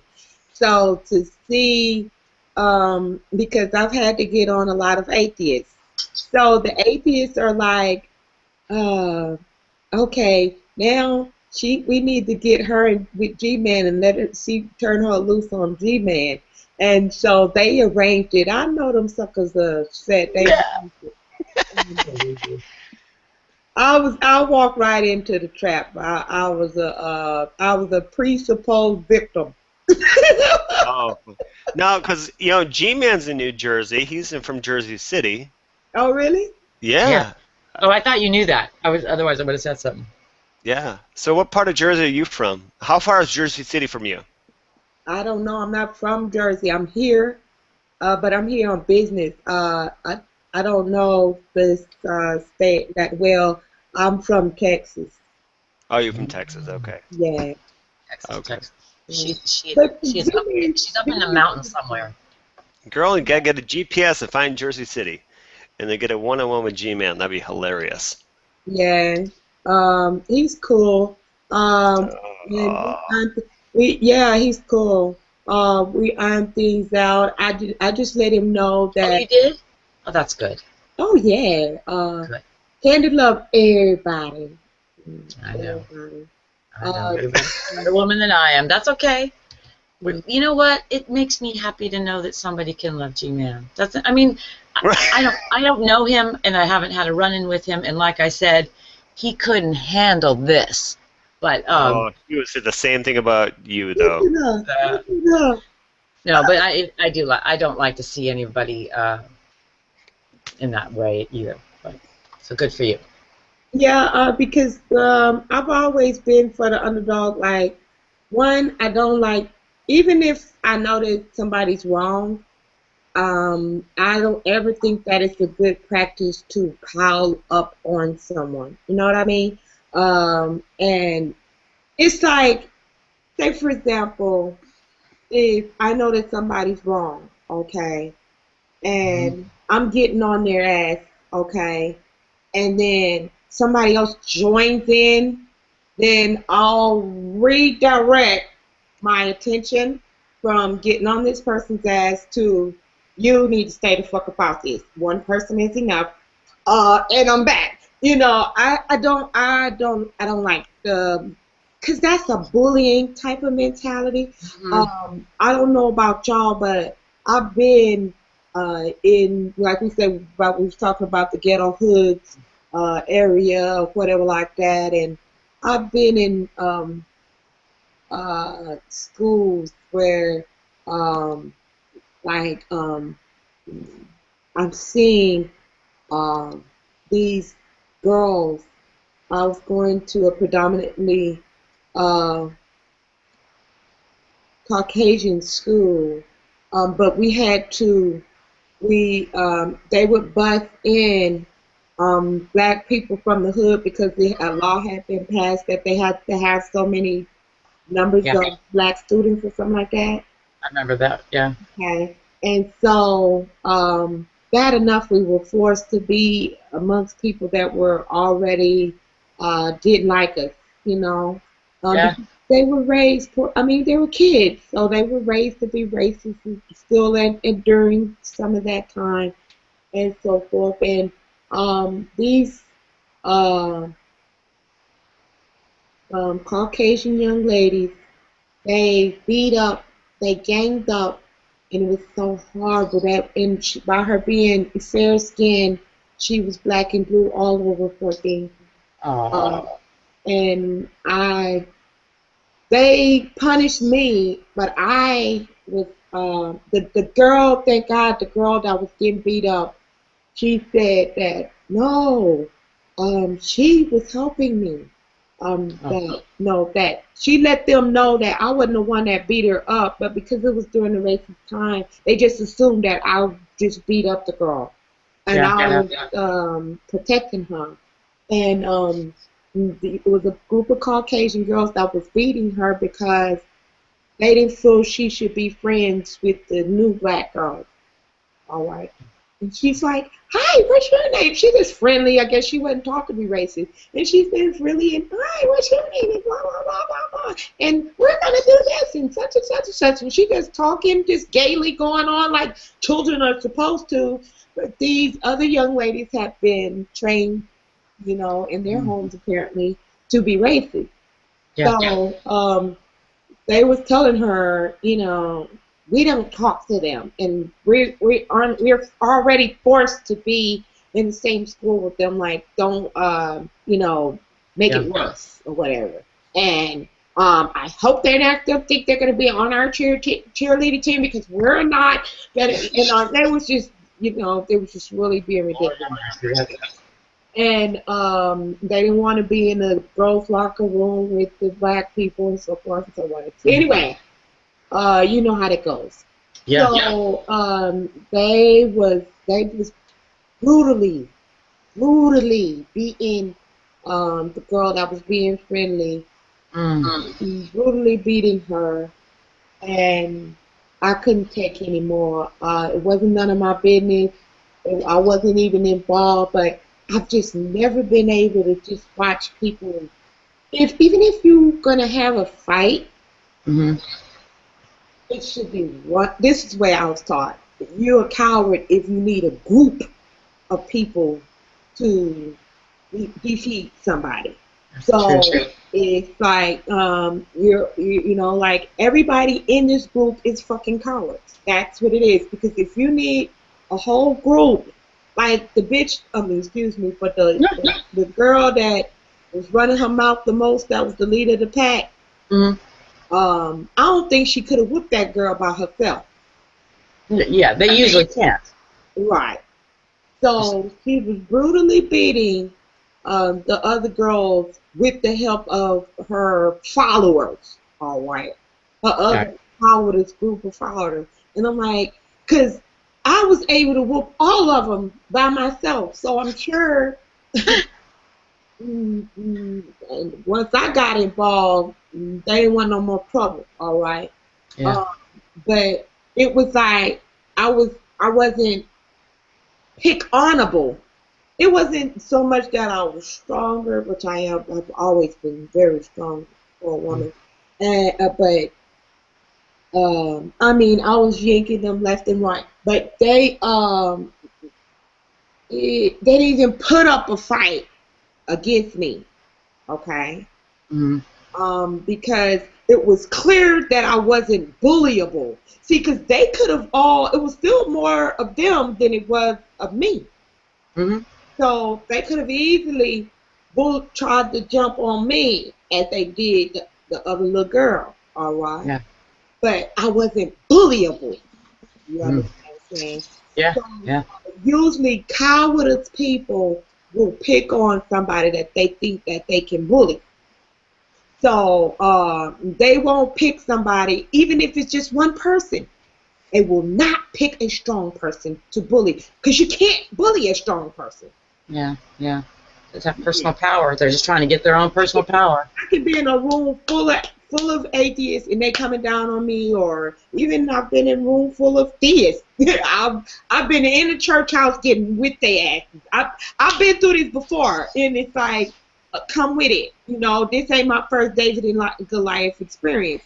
Come with the shit, you know. And it's not because I think I'm bad. I'm just not bullyable. Because if you beat my ass, okay, if it's a physical fight, I'm the type of person, I'm relentless. So if you whoop my ass, you better kill me because I'm coming back. And I'm gonna keep coming back. And I'm gonna keep coming back. I'm not bullyable. Yeah. Don't let me get up. I hear you. It's not that I'm not able to be whooped. I'm not bullyable. Right. Yeah. I hear you. And that's the big difference. I'm gonna go play with my little boy. I love you all. All Love right. you. Oh, sweet. I love it. Another lover. Yeah. Why the hell not? I agree. That pisses me off. I like that white guitar in the background yonder. Which one? Because The I white got one. two. I got the white one. I got that one. The wide one. Yeah, Hold on, she let me likes move white. my- She always wears white. Yeah, she always wears white. But I got that one too. So I can't even hardly see him. you like how my color changes? No, I ain't even paid no attention to that. I was focused on that white guitar. Yeah, but you gotta watch. My color changes as I'm talking. I see it. You know, Okay. it's like Dexter's kill room, I guess, is what I've been told. Yeah, I need this. I need one of those setups too, because Candy's got her look, right? You got your look. Now I got to get a look. You got to get a look. That's what's happening. So I know. I'll work on it. Got a look. You already look like you're a talk show host. Yeah, right. You do. Don't she? She's so sweet. She's so good for my confidence. I love her. No, you do. You do like have that talk show host. Like, you know, hell, let's just get comfortable. Let's just chat. Yeah, you have that kind of aura about you. Like, so tell me, how did that make you feel? And then you're like somebody that want to just open up. You make a person just, well, see what had happened was, my daddy used to want me for no reason. Really? Oh, love it. Candy and Sugar, I love you both. Bye, honey. Go play with that baby. All right, love y'all. I love you too. Bye. Come on back now. I will be. I'll be back. You know I will. All right. I'm gonna be your new favorite. Oh, Yeah. cool. Good night. Better race me. But, Yeah. Oh, and that's sweet. you do, Sugar. You had that like. So, how did it make? Especially the glasses help out. I mean, like tons. You're like, so how did that make you feel? That's so. You know what? Maybe that's what I'm gonna do. I have to get me. You know what I was thinking is because I got these pillows here, right? So at one point I did like all these pillows around. I had this red thing over it. I wanted to have like all these pillows around, like comfy talk. You know, get all comfortable. Colors you have are more comfortable. I think red is a more alarming color. So the colors you have, that golden You know, that is soothing. It's already you're in like a soothing atmosphere already. Like, you know, I tell people this all the time. Uh, being you without any extras sometimes is just the best thing that you can do. Okay. And anything outside of that extra is like it takes away from the whole element or the whole essence of the awesomeness of being you. All right. So basically, you know, I wear all white, okay, but I did that more on accident than on purpose. I just I was attracted to a white outfit. I went to go do a gig. I went to go do another gig. I happened to be looking for an outfit and was attracted to another white outfit, and it just spiraled out of fucking control. Okay, I just became obsessed with white. So that's not nothing extra that I do. I'm just obsessed. You see my sofas, everything, white leather, white everything. I'm white now, but it's mainly just because of me being me, because I love Clorox. You like everything clean. That's like your soul. You want it clean. Love is pure. Love is clean. That's you. Yeah. That works. So just be you. What does that say about me? I wear mostly black. Oh no. No. Dark. That means you're the balance. Yeah. You create balance. Yeah. That's what that means. Well, actually, now what is it? White is the absence of all color, right? And black is the combination of all color, right? Oh, is it? Okay. I think so. When they talk about colors, that one is one and one is the other, and both is good. I mean, that there is a balance. That's perfect balance. Yeah. Yeah. That's good. Yeah. So you know what? I think I'm gonna run. How do you feel about that? I'm gonna miss you. But you made my night. No, you made my night. And I also had myself, oh, sugar now, sugar up in the house. And as well, everybody that came in the room tonight, I was just, y'all made my night because I was getting a little discouraged with Hangouts because it was like, whenever I was in somebody else's room, if it was barely a few people in there, it would just fill up and people would just, people would actually get mad because people was coming in. They knew they was coming in to talk to me because I would be the only one they would dress the whole time that they were there. Like, this is not a Candy's hangout. I'm the administrator of this hangout. Like, and people were so I was mad. I was like, why in the hell they pack a room out? Because they was a little nervous about being around me. And so I would pack a room out in somebody else's hangout, but nobody was really attending mine. Just one here, one there. So y'all made my night. Y'all came in and packed the house out almost for me. So I really appreciate you. And I got sugar in hell. I'm happy to be here because, like I said, you were in my house the other night, and I could, you know, I knew everybody else there, which was a strange thing. You and I had not met. I had just watched you with G-Man, and when you walked in, I felt like my sister was here, and everything was okay. And I don't know why I felt that way, but now I know why. Because we're balanced. That's right, and I really appreciated it because it made it better. And I got really nervous a couple times when there was a conversation going on that was about to go one way or another, and I was like, no, I wanted to talk to you about that too. Don't panic. I know. I was panicked. No, main thing is don't panic. I got it, all right? I know you do. And I'm not saying that in arrogance, but I got backup. You might can't see them, but I got backup. It's funny because when I got here, and the same thing would happen. I'd get all in a tuffle with somebody, and the boys would come and what they call it white knighting me, right? They'd be my knight in shining armor to show. And a couple times I had to say, "Don't white knight me. I'm a big girl. I can handle it," and I can. But now I got a little bit of perspective because I was feeling the same way about you, even though I knew you could handle yourself. It was not that I was doubting it. I just got nervous because I felt like it was my first one and I didn't want anybody disrespected or upset, because I don't think I'm going to have a whole lot of in my room when I have my own, just me. I don't think I want to have a whole lot of spiritual talk, because we got plenty of places to do that, right? And some of us have issues that are not spiritual. And I mean, if somebody wants to come up and speak spiritual, I'm okay with that, as long as nobody argues about it. You can speak spiritual. I would encourage you.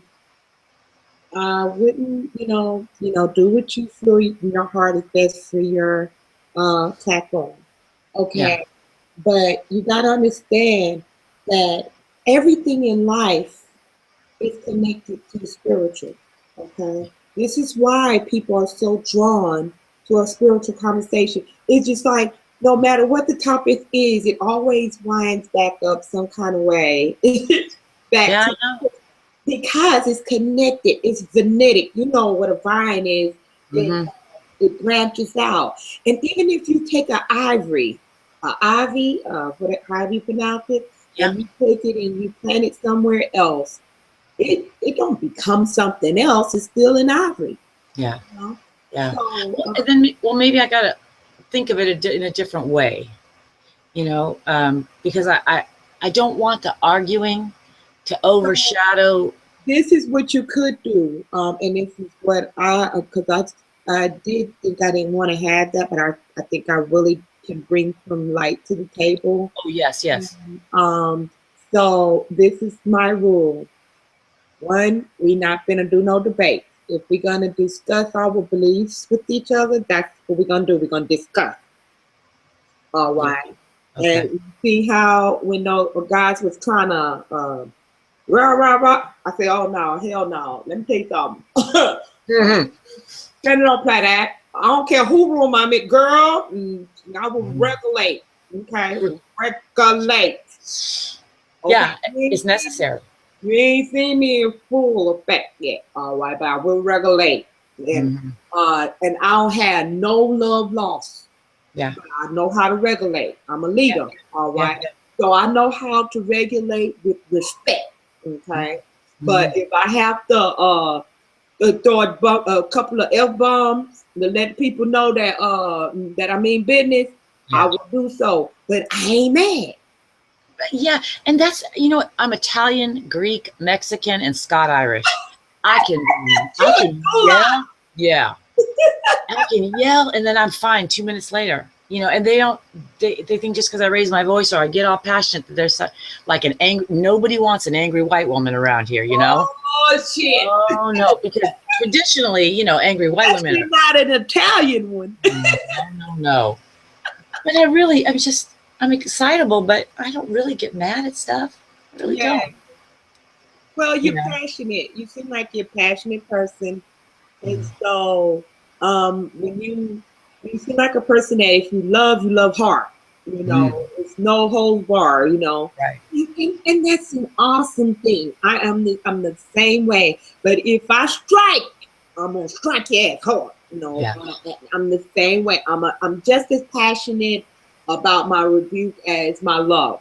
And I can turn it off and on as I please. I turn it off and on as I please. Like I can be the less uncompassionate person that you ever did want to meet, but I have a reason for it. If I see somebody deliberately and I tried to help them and they want to harm themselves anyway, I could be just less compatible. Go ahead on, kill yourself in. You need any help? You need any tools, any sharp objects or anything? I'm like, oh God, thank God you weren't there with the anti-natalist. Get it over with. That's why you hollering and shit. It's going on and going out. What's taking you so damn long? That day, one of those times I walked into the antinatalist room. The first time I told you they gave me all those crazy things to, what gives you the right to reproduce. Second time I went there, they were just leaving, but they're all, hey sugar, how are you? I'm all, hey guys, I'll come back next time. Third time I came back, I think I told you the story. There was a young man standing there saying, oh, my life's not too good. I'm thinking about killing myself. And two of them said, yeah, I think you should. So I go walking in and I'm just cool as a cucumber. I'm like, hey guys, how's it going? Everything okay? If you need anybody to talk to, I'm here. Just let me know. Mm-hmm. If you'd been with me, you'd have been all like, hell no. Let me just sit over here. You need something? Let me help you out. They be out the room. Yeah. It was. I've been told several times because I've said to people, "Oh, that's because you're not happy. There's something. What wrong? Like who hurt you?" Type of thing. They go, "Happy? Why do I want to be happy?" And then somebody says to me one day, this one person says to me, "Oh, sugar, I'm so tired of you being happy." I'm like, really? Did you really just hear yourself say that? And I feel bad. I feel bad for that person because they may think they hurt my feelings. I just hurt for them even more, They're upset about you being happy. Yeah, and I've noticed I've mentioned happiness to a couple people, and one guy was spouting this anger and this hate stuff, and I said, look, you got to understand what you're saying is really hurtful to people. I said, I'm wondering who hurt you, and don't you want to be happy? And he's, why would I want to be happy? And I'm thinking, oh, baby. About in your hangout, so Say again? you remember what I was talking about in your hangout? Yeah. You have to have balance, baby. Yeah. I agree. Yeah. And I worry about people who don't have that balance. No, I'm saying we have to have people that are the opposite of love and happiness. Oh, that's right. When you guys were talking about, when they were asking you about if one is good and the other, I see. Okay, I see what you're saying now. We have to have that. That's not abnormal. No, it's not. It's not. I know it's not abnormal. I have to learn to not. I need to learn to shield myself more, because that's what I did when I worked on the ambulance. I mean, that was my job, to care for another person. My empathy made me move really fast, or made me, be calm, or whatever I needed to get that job done at the moment. My empathy, that's how it worked for me. Right. And when I lost that ability to care for people again or help people, when I got here, I thought, oh, people need help. But some people, you're just right. That balance needs to be there. Yeah. It's all a matter of just accepting it, because I was the same way. I wanted to be Captain Save-A-Hole, so to speak. I wanted to save the world. And when I met God, he said, I hate to disappoint you. I mean, when I started having conversation with him, he said, I hate to disappoint you, but he said, you got to have that. You got to have that. Because I was like, I'd be spending hours in prayer. Oh, God, just rid out all the evil out the world, Lord. Just take it out, Jesus. And I was really serious, too. I was dead serious. And I guess he said, poor thing, she crying and everything, poor thing. Let me relieve her of this grief and let her know I can't do that. Yeah, that ain't happening up in here. Oh, no. And he explained to me. Oh. And that's how, it saved me a lot of grief, because I was experiencing a lot of personal remorse, because I was trying to help the people that are on the other side of the balance. I was trying to help the wrong type of people.